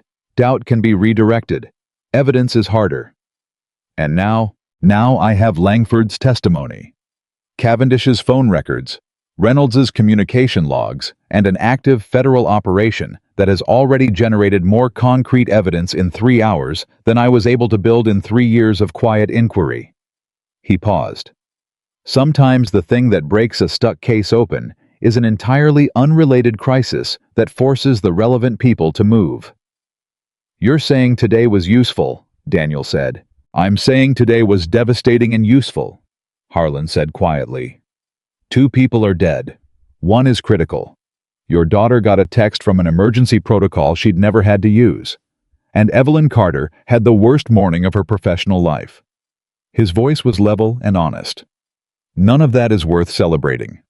But the outcome of today, the evidence generated, the people it's going to put accountability on, that matters. And I'm not going to pretend it doesn't. Daniel nodded. He looked at Evelyn, who had been listening to this with the focused attention of someone filing every detail in a system she would return to later. She met his eyes. What happens to the Sentinel contract? Daniel asked. Continues, she said simply. Langford's involvement was on the security side. The technical and financial elements of the contract are intact. I can complete the biometric authorization at the federal facility remotely now that the threat is neutralized. A pause. Will be delayed, but will complete. And Carter Global. Her jaw tightened almost imperceptibly. Carter Global has some internal structure to examine, starting with how a planted asset operated inside the executive security team for 14 months without triggering any of our internal compliance protocols. She paused. That's going to require some significant changes. Starting with, Daniel asked. She looked at him with the direct measuring quality she'd had when she stepped out of the elevator that morning, but with something added to it, now that hadn't been there before. I'm not sure yet, she said honestly. But I know I've been running a company where I paid very close attention to the people who had titles and very little attention to the people who didn't. And that's how a man with all the right credentials and all the right access managed to be exactly wrong in every way that mattered. She held Daniel's gaze, while a man with an old pickup truck and no title was the only person in the building who saw it. Daniel said nothing. The afternoon light was shifting on the mountain. Somewhere above the ridgeline, one of the federal helicopters was making a long banking turn back toward Helena, and the radio traffic had settled into the steady professional rhythm of an operation transitioning from crisis response to documentation and recovery. 2 people were dead. 1 was fighting for his life in a hospital somewhere. Emma had sent a confirmation code from a school hallway and was sitting in a classroom right now doing 4 counts in and 4 counts out.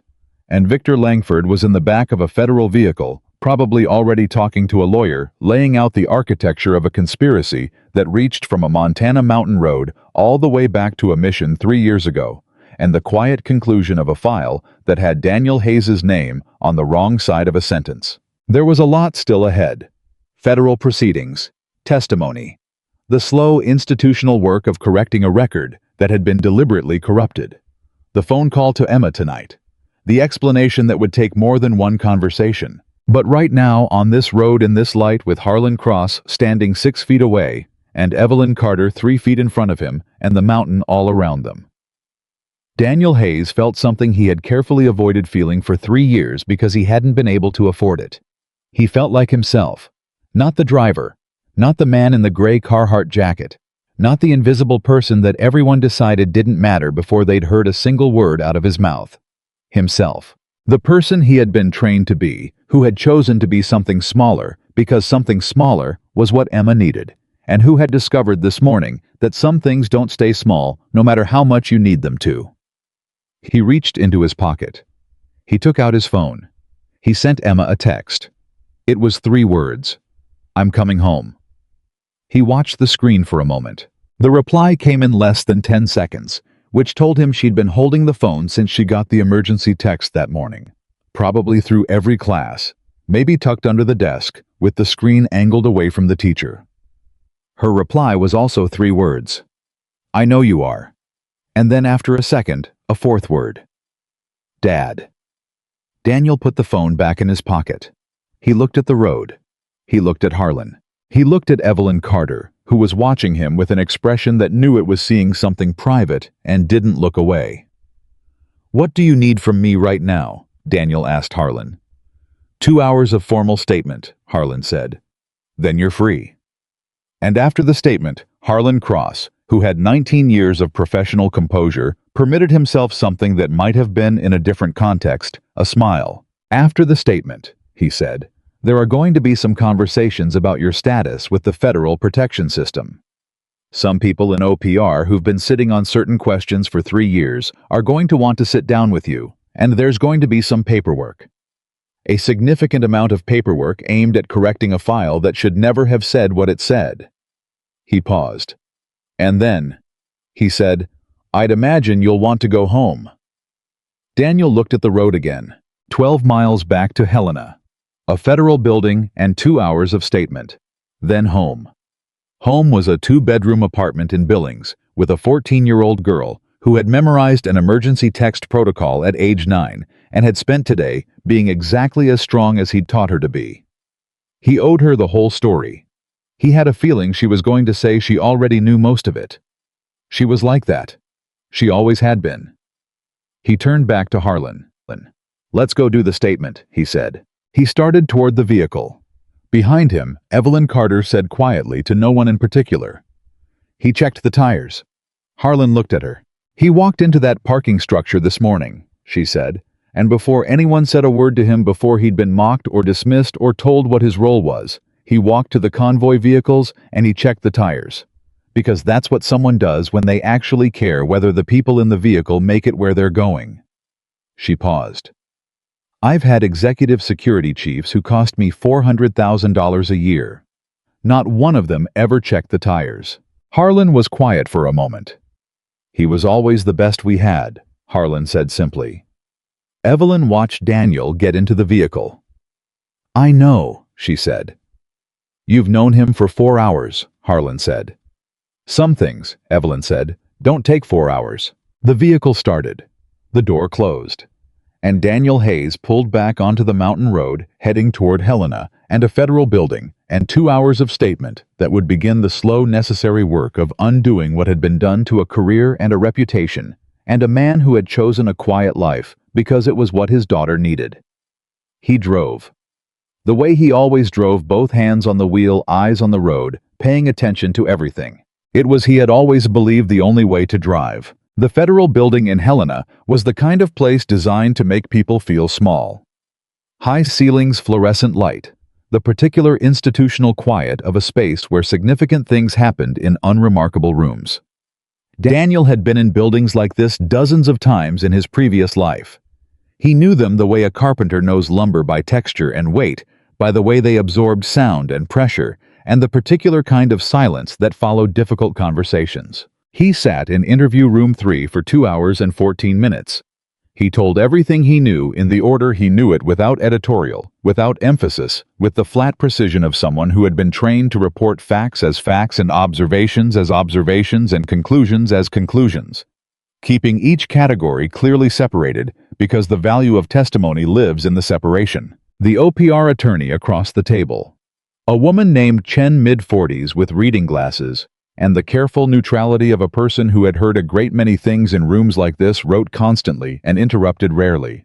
And when she did interrupt, it was always to ask for a more specific time or a more precise spatial relationship, never to challenge the substance of what he was saying. That told him something. She already believed most of it. The hard evidence had arrived faster than Daniel expected. The communications package recovered from the tree line above the ambush, the encrypted relay still transmitting. When federal agents reached it, had given the technical team a signal chain that unraveled in both directions. Forward to a receiving station in Colorado, registered to a Meridian Defense Solutions subsidiary. Backward to a handset registered under a name that was an alias, but whose usage patterns matched Victor Langford's communication history with a confidence interval the technicians described as near certain. By the time Daniel finished his statement, Caroline Reynolds had been located at Denver International Airport at a ticket counter, a one-way business class seat to Zurich in her hand. The travel flag had worked. She was in federal custody before the plane began boarding. By the time Daniel signed his statement, Thomas Cavendish had stopped answering questions in the adjacent interview room, had, in the language of the OPR debrief summary, invoked counsel, and declined to participate further, which was the right move for his lawyer and the wrong move for his case, because the absence of his version left only Langford's version and Reynolds's version, and both of those were pointing in the same direction, at the 1 hour and 50-minute mark. Chen set down her pen. She looked at Daniel. She said, "Mr. Hayes, I want to ask you something outside the formal record." He looked at her. "Okay." "The mission report from 3 years ago," she said. "The conclusion that attributed the operation failure to the on-ground protection specialist." She paused. "When you read that report, what did you do?" Daniel thought about the hotel room. He thought about the mirror. He thought about Emma's voice. "I accepted it," he said. Chen looked at him with an expression that suggested this was not the answer she expected. "You accepted a report that falsely attributed a mission failure to you," she said. "I couldn't prove it was false," Daniel said. "And," he stopped for a moment, "and I had a 6-year-old daughter who needed me to stop fighting an institution and start being her father. Sometimes the calculation isn't about winning. It's about what you can afford to lose." Chen was quiet for a moment. "For what it's worth," she said, "the evidence we're building today, the Langford testimony, the Reynolds communication logs, the Cavendish phone records, is going to be sufficient to formally reopen the 3-year-old file. The conclusion is going to change." She paused. "I can't give you back the 3 years." "I know," Daniel said. "But the record will reflect what actually happened." He looked at the table for a moment, at his own hands resting flat on the surface. "Ms. Chen," he said, "the 2 agents from the lead vehicle, what's the status?" She held his gaze. "Driver and primary agent did not survive the explosion. The secondary agent is in surgery. The surgical team is cautiously optimistic." Daniel absorbed that. He had known, since the fireball hit, and the pressure wave came through the Escalade's frame, that the people in that lead vehicle were probably gone.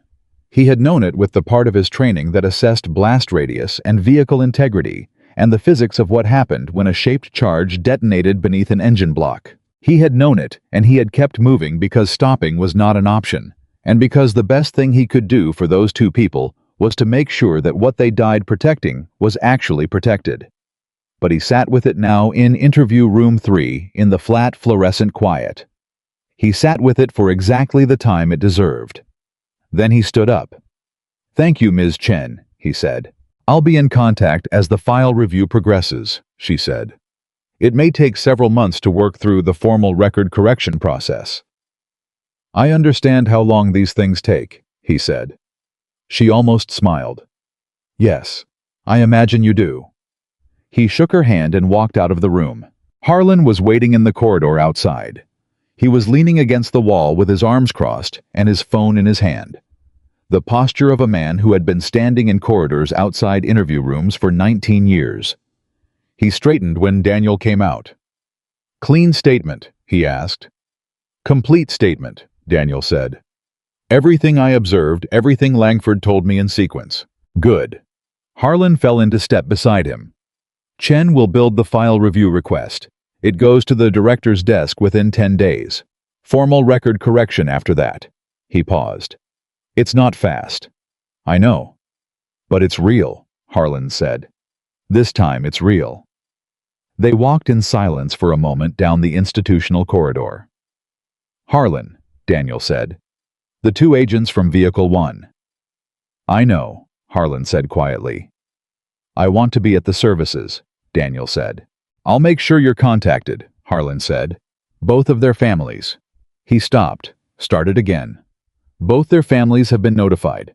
I spoke to both of them personally this afternoon." His voice carried the particular weight of a man for whom making those calls never became routine, no matter how many times he made them. Daniel nodded.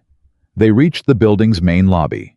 Standing near the entrance with a cup of terrible vending machine coffee in her hand and her tablet tucked under her arm was Evelyn Carter. She had not left. Daniel looked at her.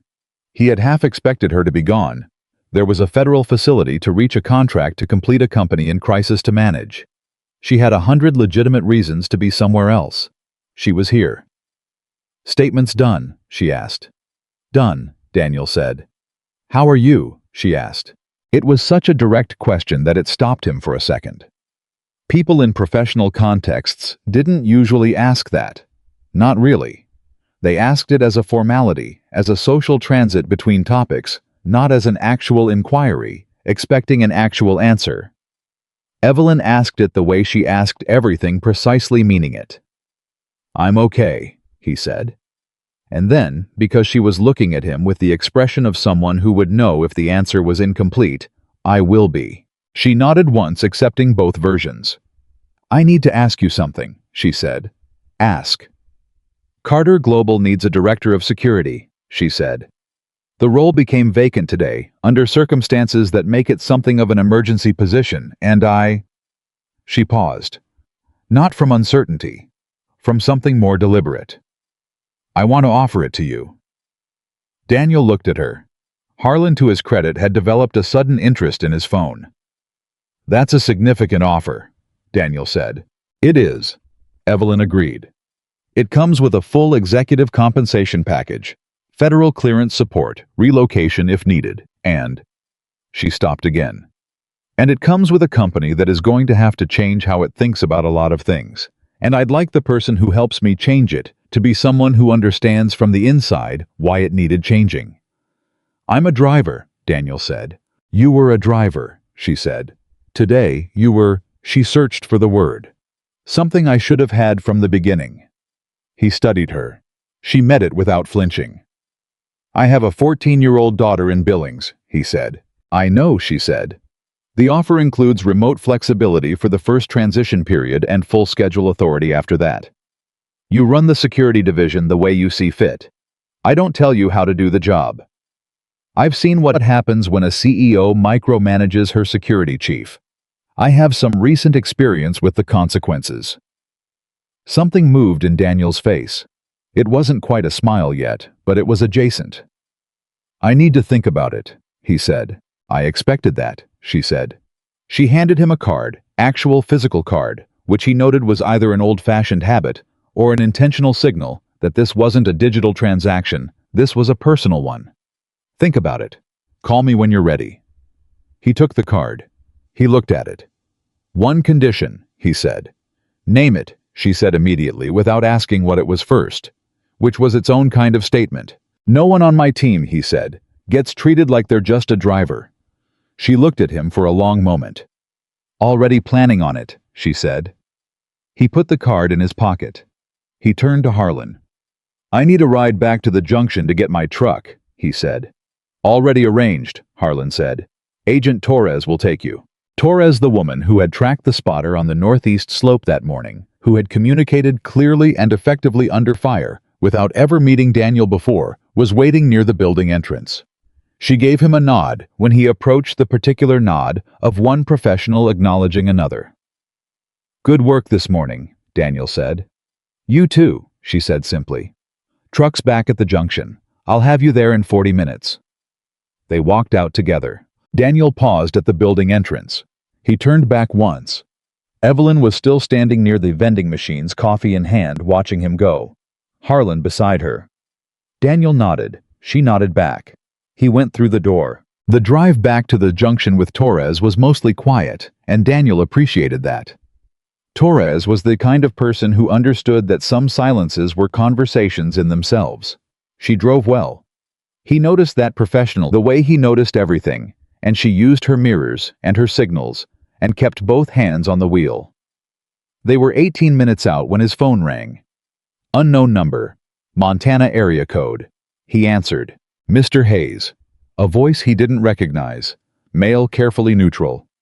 This is Dr. Abrams at St. Peter's Medical.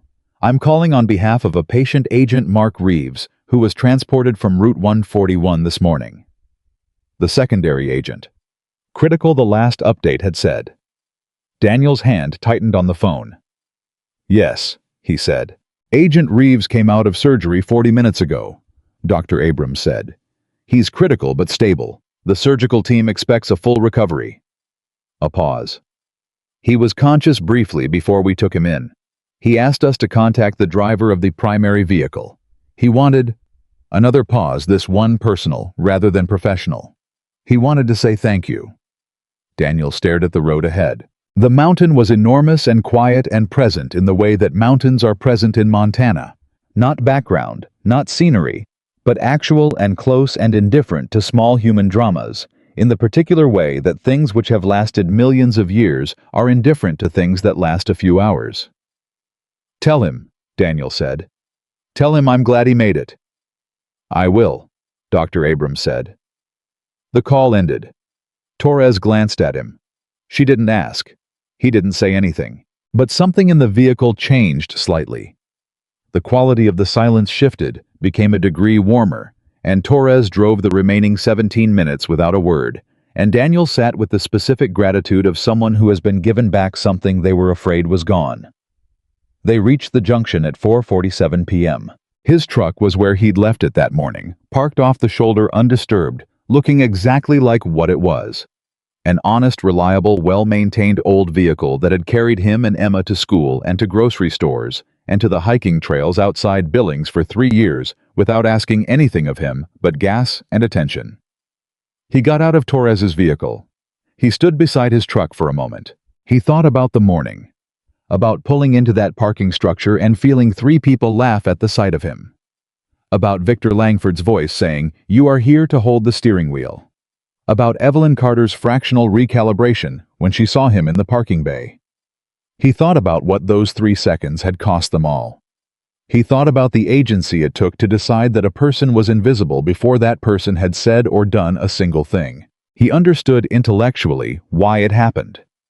He'd spent enough time in rooms where power and authority organized themselves into visible and invisible that he knew the mechanism. Titles, clothing, vehicle choice. The accumulated signals that human beings use to sort each other into hierarchies of relevance. It was fast, and it was often wrong, and it had been wrong today in a way that nearly cost 2 people their lives and had cost 2 people everything. He had spent 3 years being invisible because he chose it. Today was the day that choice ended. He got in the truck. He put it in drive, and he called Emma. She picked up on the first ring, which meant she'd been holding the phone since the last text. Dad, she said. Not hi, Daddy. She was 14, not 6. But the way she said it was the same, the specific relief of a person who has been waiting and is now done waiting. Hey, Em, he said. Are you okay? I'm okay, he said. I'm coming home. Should be there by 8:30. What happened? She said. And then immediately, wait, should you tell me on the phone? He smiled at that. She was 14, and she already thought like this. Some of it I should tell you in person, he said.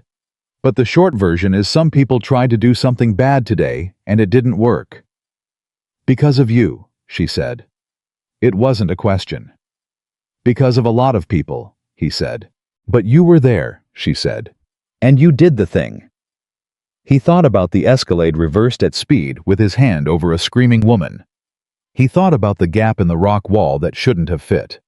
He thought about Langford on one knee on a mountain road, and the careful controlled pressure of 3 years of training coming back in 4 seconds. Yeah, he said. I did the thing. Okay, Emma said. And the single word contained a full sentence I knew you would. He said. Yeah. I might be doing something different, he said. After today. I have a decision to make, and I want to talk to you about it. A pause. Different how, she said. Different as in not driving, he said. Another pause. Longer. Dad, she said carefully. Are you going back to the thing, the before thing? The before thing. That was what she called it. She'd been 6 when it ended, and she'd grown up with the outline of it without the details. The way children grow up with the outline of their parents' histories, knowing the shape without the interior. Something like the before thing, he said. Different circumstances. Same? He searched for the word. Same reasons. She was quiet for a moment. He drove and the road came at him in the afternoon light, and he waited. Will you be safe? She asked. I'm going to do everything I can to be safe, he said. The same way I always have. That's not a yes, she said. No, he said. It isn't. Because the honest answer is that I can't promise you 100%, and you're old enough for the honest answer. Another pause, longer than the others. Then Emma Hayes, 14 years old, who had memorized emergency text protocols and sat in geometry class doing 4 counts in and 4 counts out, and had been holding her phone for 7 hours, said, Okay, but you have to tell me everything over dinner, all of it. Deal, he said. And you have to make the pasta thing, she said. The pasta thing, he repeated. With the crispy stuff on top. The breadcrumbs, he said. Yes, she said. I want the pasta thing with the breadcrumbs, and then I want the whole story. Deal, he said again. He could hear at the edges of her voice the thing she wasn't saying. The relief and the pride and the specific complicated love of a child who grew up watching a parent choose smallness and knew without having the words for it yet that something about the choice had always been wrong. I love you, Em, he said. I know, she said. Drive safe. She hung up. He drove. 300 miles to Billings. Pasta with breadcrumbs. The whole story. He owed her that. He was looking forward to it in a way that felt new, not the bittersweet managed forward-looking of the last 3 years. The one that said, today is fine, tomorrow will be fine. This is enough. Something bigger. Something that didn't require managing. He was 43 miles outside Helena when the phone rang again. This time, it was Harlan. Reynolds talked, Harlan said without preamble. Daniel gripped the wheel. How much? Enough, Harlan said. She confirmed the 3-year-old operation, confirmed the route compromise, confirmed that Cavendish redirected the investigation to protect her. A pause. She gave us Cavendish's communication records going back 18 months with Meridian. The financial transfers, the timeline of the Langford recruitment. Why did she talk? Daniel asked. She had counsel. She could have held out. Her counsel, Harlan said slowly, made the mistake of telling her that Langford had already given us everything. She spent about 4 minutes doing the math on whether she was better positioned cooperating or competing with Langford for the best deal, and apparently 4 minutes was enough. So they're going to undercut each other, Daniel said. They're already undercutting each other, Harlan said. Langford said Reynolds initiated the contact with Meridian. Reynolds said Langford solicited her. The truth is probably somewhere in the middle and doesn't actually matter because they both did it, and the evidence supports both of them regardless of who moved first. A pause. But Daniel Reynolds said something else. The way Harlan said it made Daniel's hands tighten slightly on the wheel. What? He said. She said the mission failure 3 years ago. The compromised route wasn't the first time she'd done it. Harlan said. She said there was an earlier operation, 2 years before yours. Another route compromise, another mission failure, and another specialist who took the conclusion. Daniel said nothing for a moment. Who? He said. Agent named Marsh, Harlan said. Robert Marsh. He resigned under the same cloud you did. Different office, same pattern. Is he? He's alive, Harlan said. He's been working private sector. I've already got a call into him. A pause. Daniel, if Reynolds was running this as a pattern burning routes, redirecting blame, then Cavendish was building a systematic practice of it, using her to compromise operations and then managing the aftermath to protect the unit's reputation. The cold that Daniel felt now was different from the cold he'd felt on the mountain road. That had been the cold of immediate threat. This was the cold of understanding. He was doing it deliberately, Daniel said. Not protecting Reynolds out of loyalty. Using her. Running controlled compromises on operations he wanted to fail. That's what Reynolds claims, Harlan said carefully. I'm not there yet on the full picture. There's a significant amount we still don't know. But the pattern is real, and the evidence is real, and the investigators are going to be spending the next 6 months pulling threads. Operations that were supposed to fail, Daniel said. Why, what was Cavendish getting out of mission failures? That, Harlan said, is the question that keeps 3 federal divisions busy for the next several months. He paused. But here's what I can tell you now. Meridian Defense Solutions has had federal contract wins in 7 of the last 9 years. In 5 of those 7 cases, the winning bid came after a competitor's pilot program encountered operational difficulties. Daniel drove in silence for a moment. They were sabotaging competing programs, he said, using compromised federal operations to create the appearance that certain security approaches were unreliable. And then Meridian came in with the solution. That's the working hypothesis, Harlan said. Reynolds confirms it in general terms. The specific operation's your mission. 3 years ago, the Marsh mission before it, she confirms were compromised to discredit the protection methodology being piloted. Methodology that competed with Meridian's proprietary security architecture. Daniel sat with this. The weight of what he was hearing was significant enough that he pulled the truck off the road onto a dirt pull-off overlooking a valley he wasn't looking at, and sat with the engine running, and Harlan Cross's voice coming from the phone in his hand. They burned my career, Daniel said, to make a sales pitch. Harlan said nothing for a moment, because there was nothing adequate to say to that. Yes, Harlan said finally. That's what it looks like. Daniel stared at the steering wheel. He thought about the decision in the hotel room.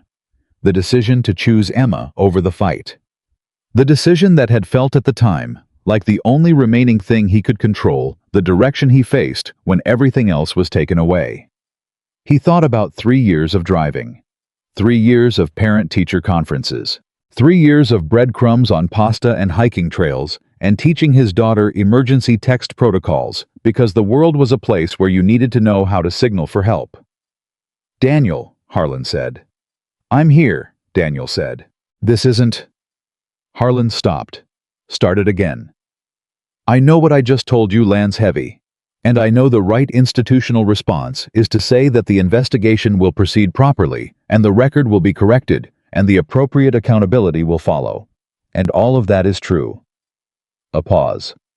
But I also want to say outside of any of that, as someone who trained you and worked beside you for 11 years, what they did to you was wrong. It was a deliberate, calculated wrong, and I'm sorry it took this long for the mechanism to give us the chance to correct it. Daniel sat in the pull-off with the engine running. He thought about Emma. He thought about Robert Marsh out there, somewhere in the private sector, carrying the same weight Daniel had carried, maybe not knowing yet that today was the day that weight was going to start being lifted. He thought about the 2 agents from Vehicle 1. I thought about what you do when you understand that something was done to you that can't be undone. Undone, that 3 years don't come back. That a career interrupted stays interrupted, that certain losses are permanent, and you still have to decide what comes next. He looked out at the valley he wasn't looking at. It was very big. The way Montana valleys are big, not as metaphor, not as symbol, just as actual physical fact. The light was doing what light does in late afternoon in the mountains, which was everything at once. "Harlan," he said. "Yeah." "I'm going to take the job," he said. A pause. "Carter's offer," Harlan said. "Yes." "Can I ask what decided it?" Daniel thought about it. "Emma," he said. "She said I have to tell her everything over dinner, the whole story." A pause. "I want the whole story to be something worth telling." Harlan was quiet for a moment. "That's a good reason," he said. "I need one more thing from you," Daniel said. "Name it." "Robert Marsh," Daniel said. "When you call him, if he needs someone to tell him what you just told me, someone who went through it and came out the other side, have him call me." Harlan said, "I'll give him your number tonight." "Good," Daniel said.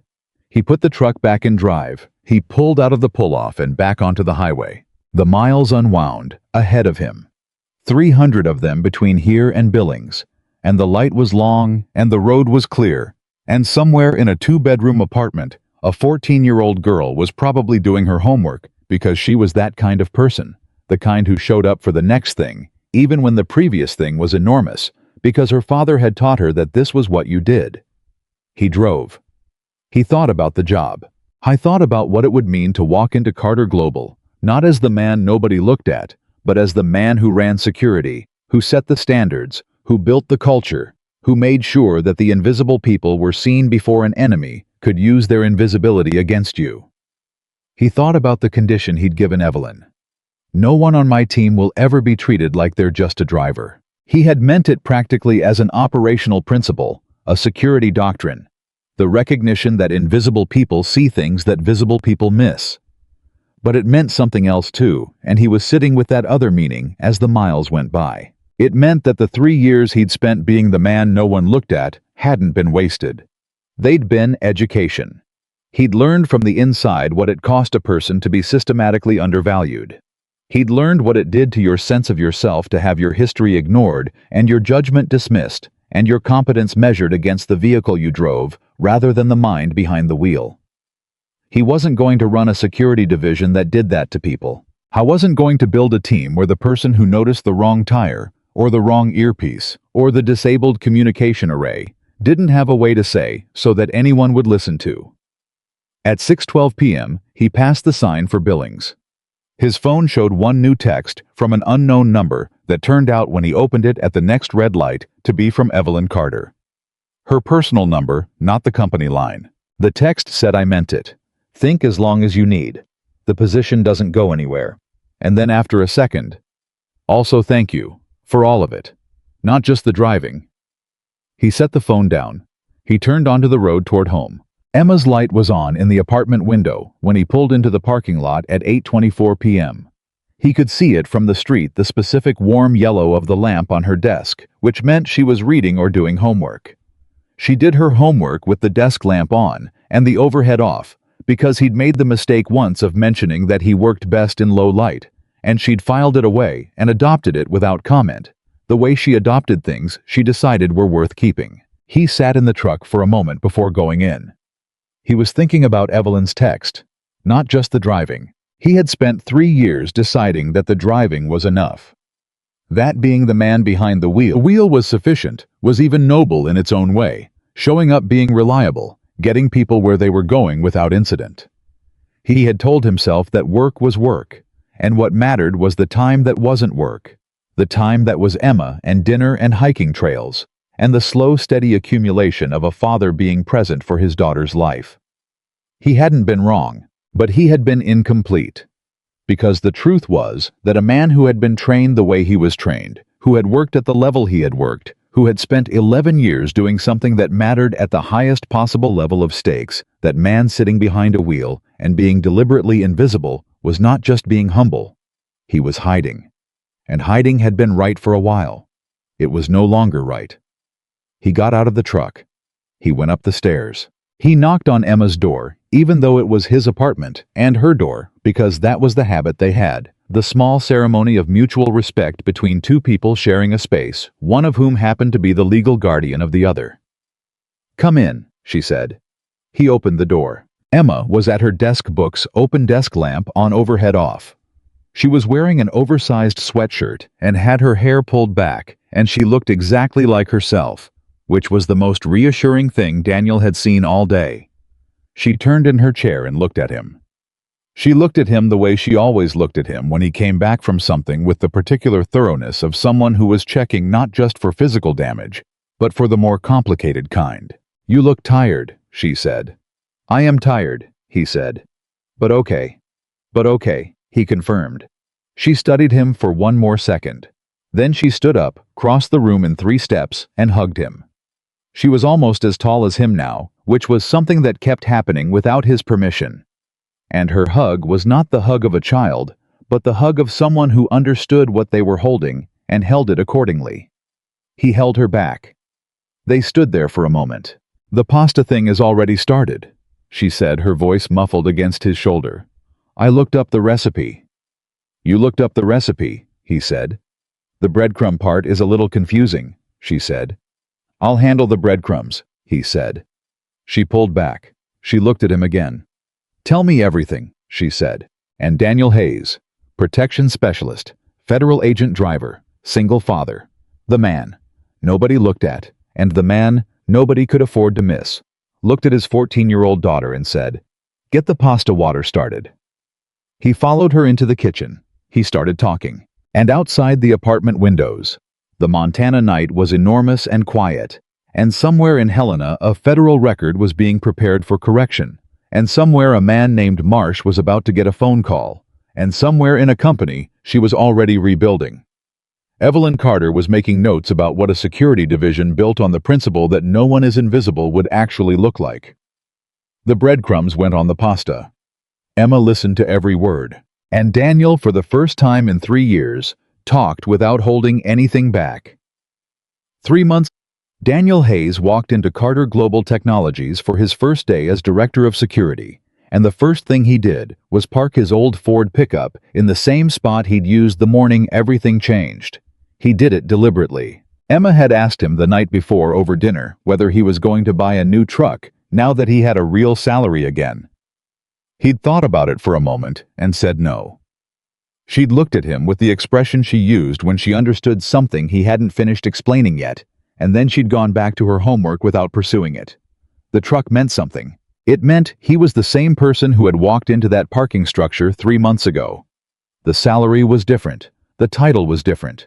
But the man behind the wheel was not. He walked through the lobby, and 3 people said good morning to him by name, not because they were required to, but because in 3 months he had made a point of learning every name in the building before asking anyone to learn his. He knew the names of the overnight security staff, the parking attendants, the facilities crew that came in at 5 a.m. He had spent his first 2 weeks walking every floor at every hour, not inspecting, not auditing, just being present and being seen, and making it clear without a single announcement that in this building no one was invisible. It was the most important security measure he had implemented. The second most important was the reporting system. He had built it himself with input from people across every level of the company. Not just executives, not just managers, but the contract staff, the drivers, the building maintenance team, the administrative assistants who sat in waiting rooms and heard everything and were never asked.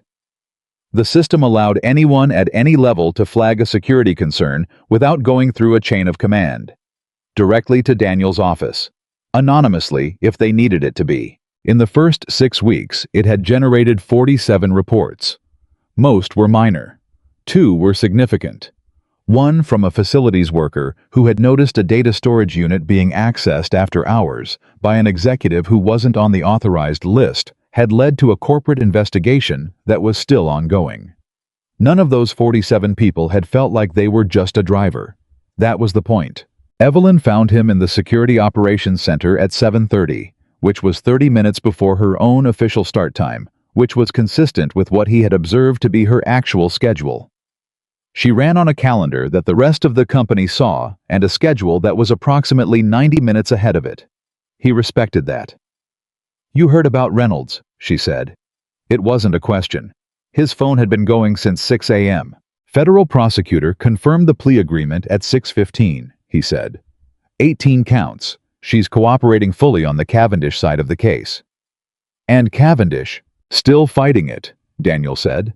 His legal team is trying to argue that his role was supervisory rather than operational, that he managed the cover-up but didn't direct the original compromises. He paused. The evidence doesn't support that distinction. The investigators have 17 months of communication records that put him in direct contact with the Meridian executive team before, during, and after both mission failures. Evelyn absorbed this. Langford, she asked. Sentencing is in 6 weeks. He cooperated completely. The prosecutor is recommending substantial reduction. He kept his voice neutral on this. His feelings about Langford's sentence were complicated and private, and not relevant to the professional conversation. She studied him. You don't have to pretend that doesn't bother you. It bothers me, he said simply. 2 people are dead. A third spent 6 weeks in a hospital. Langford gets a reduction because he talked. He paused. But I also know that the information he provided is what took down a 7-year operation that cost multiple federal agents their careers and gave Meridian Defense Solutions billions in federal contracts they didn't earn. He looked at her.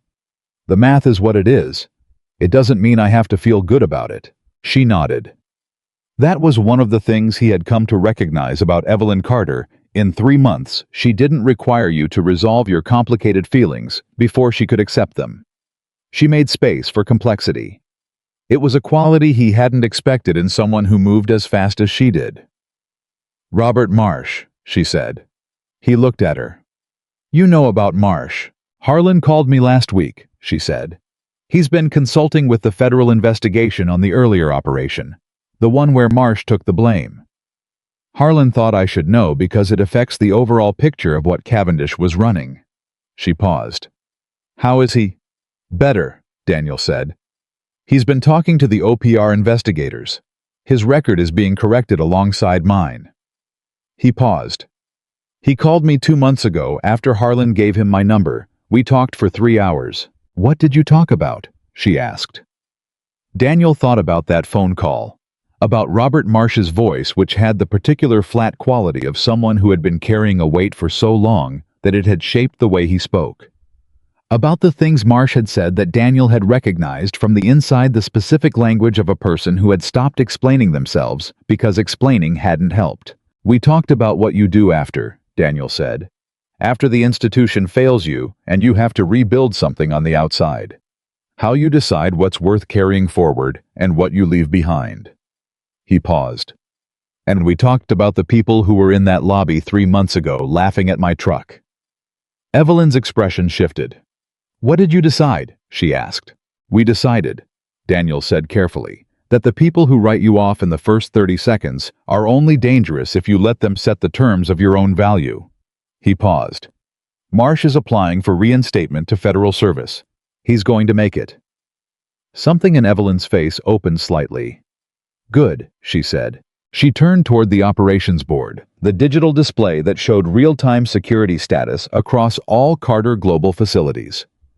She had asked him in his 2nd week to build something that gave her visibility without requiring her to ask for it. He had built something better.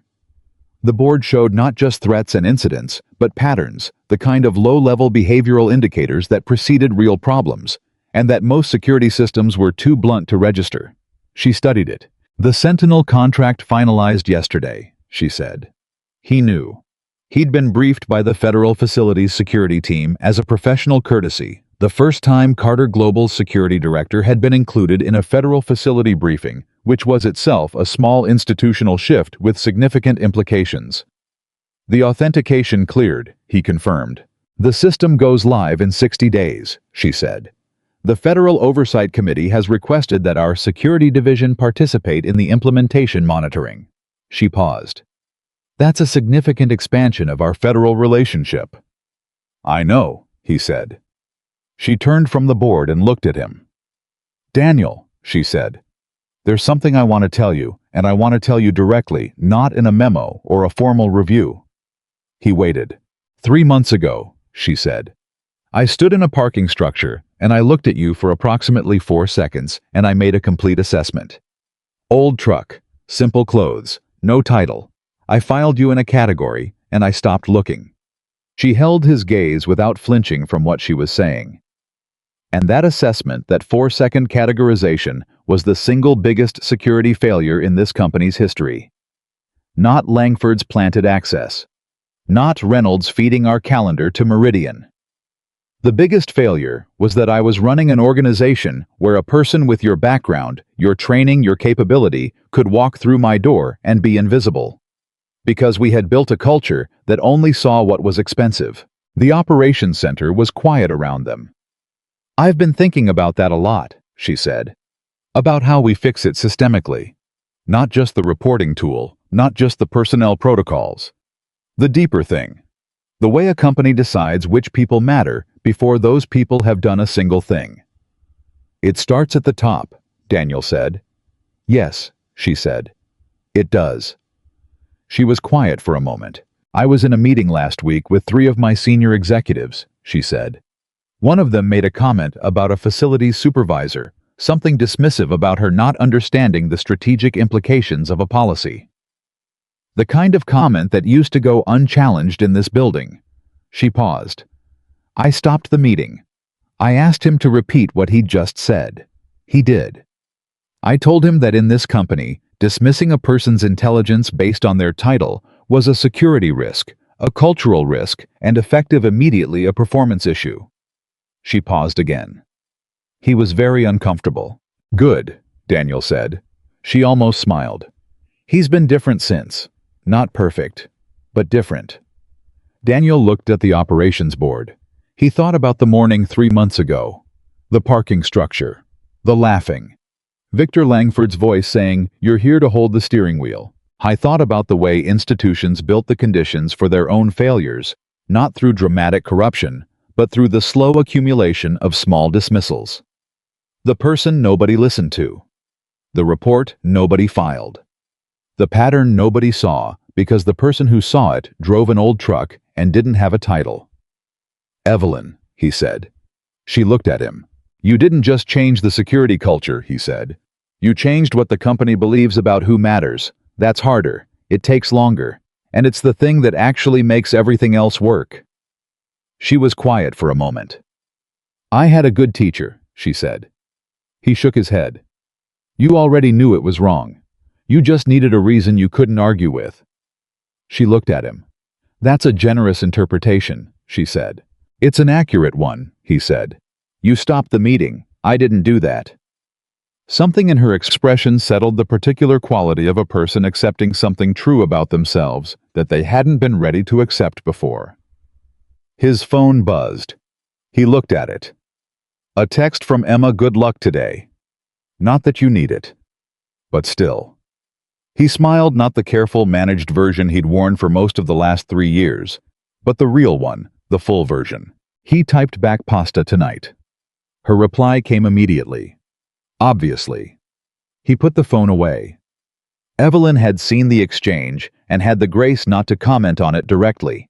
But something in her expression acknowledged it, the way she acknowledged things she didn't address head-on, which was part of how she operated, and which he had come to understand was not coldness, but precision. "Your daughter," she said. "Emma," he said. "How's she handling the change?" He thought about Emma over the last 3 months. About the careful, thoughtful way she had absorbed the whole story that first night.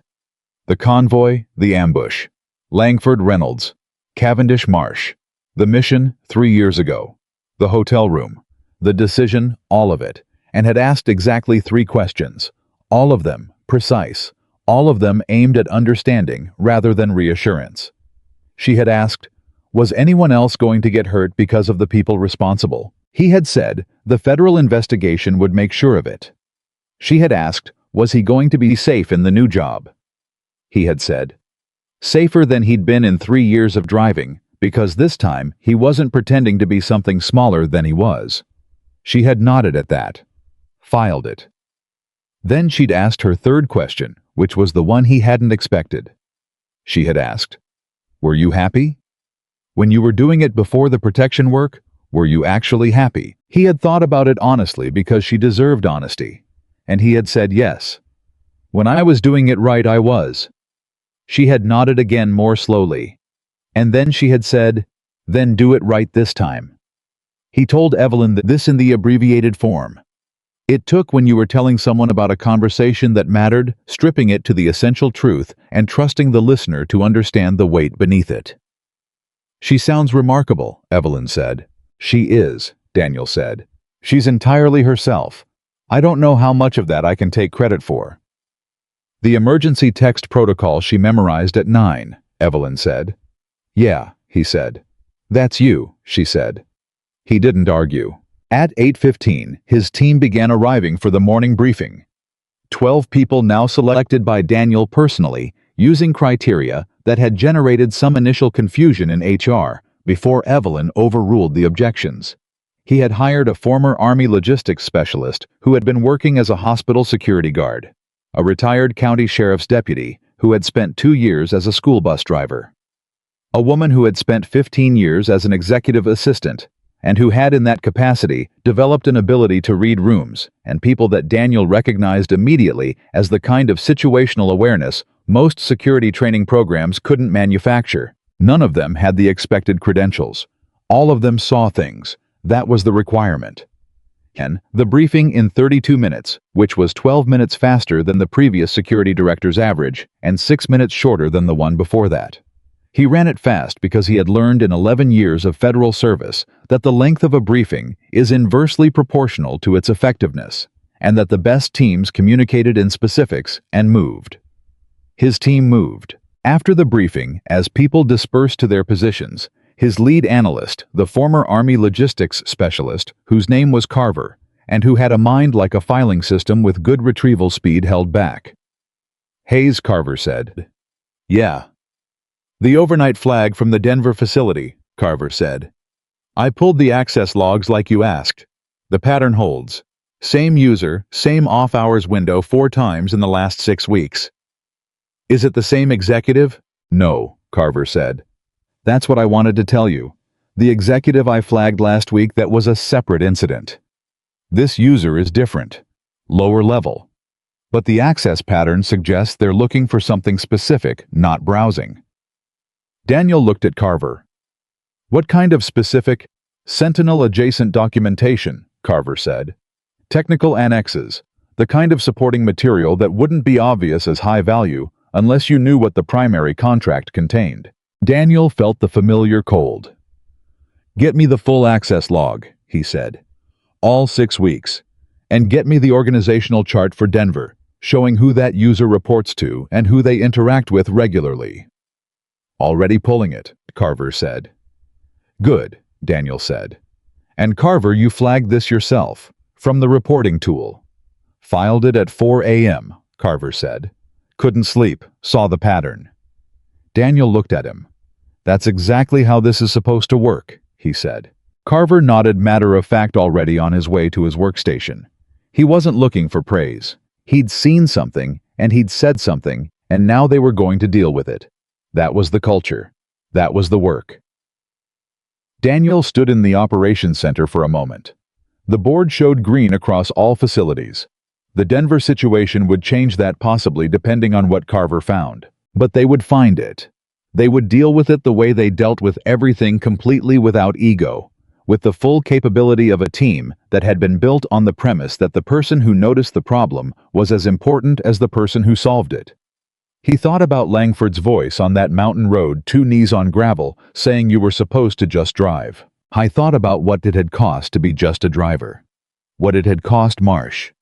What it had cost the 2 agents from the lead vehicle, whose names he had spoken at their memorial services 6 weeks ago, whose families he had visited personally, whose sacrifice sat in him in the way that certain things sit, not as guilt, which would be dishonest, but as permanent awareness.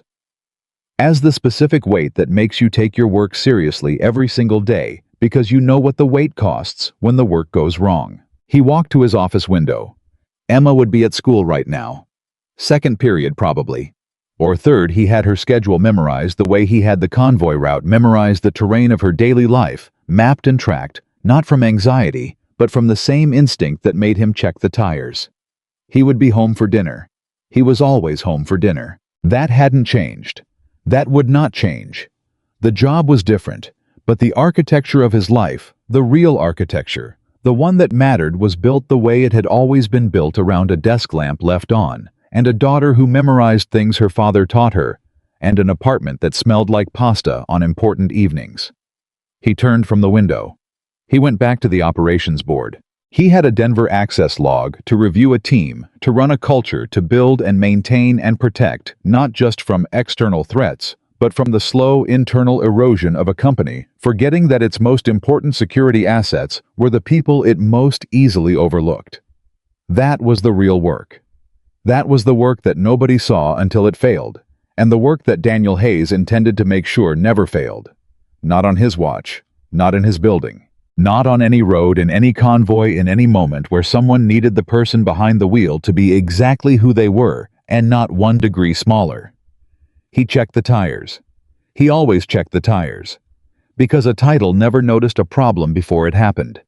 A person did. And Daniel Hayes was above all things, and before all things exactly, that a person who paid attention, who showed up, who saw what others dismissed, who had learned in the hardest way available that invisibility was a choice, and that he was done choosing it. He was here. He was seen. And the quiet man, who had once been the most dangerous variable in a convoy that thought it had accounted for everything, was now the first line of a defense built on the only principle that had ever actually worked. No one on this team would ever be treated like they were just a driver. Not one. Not ever again.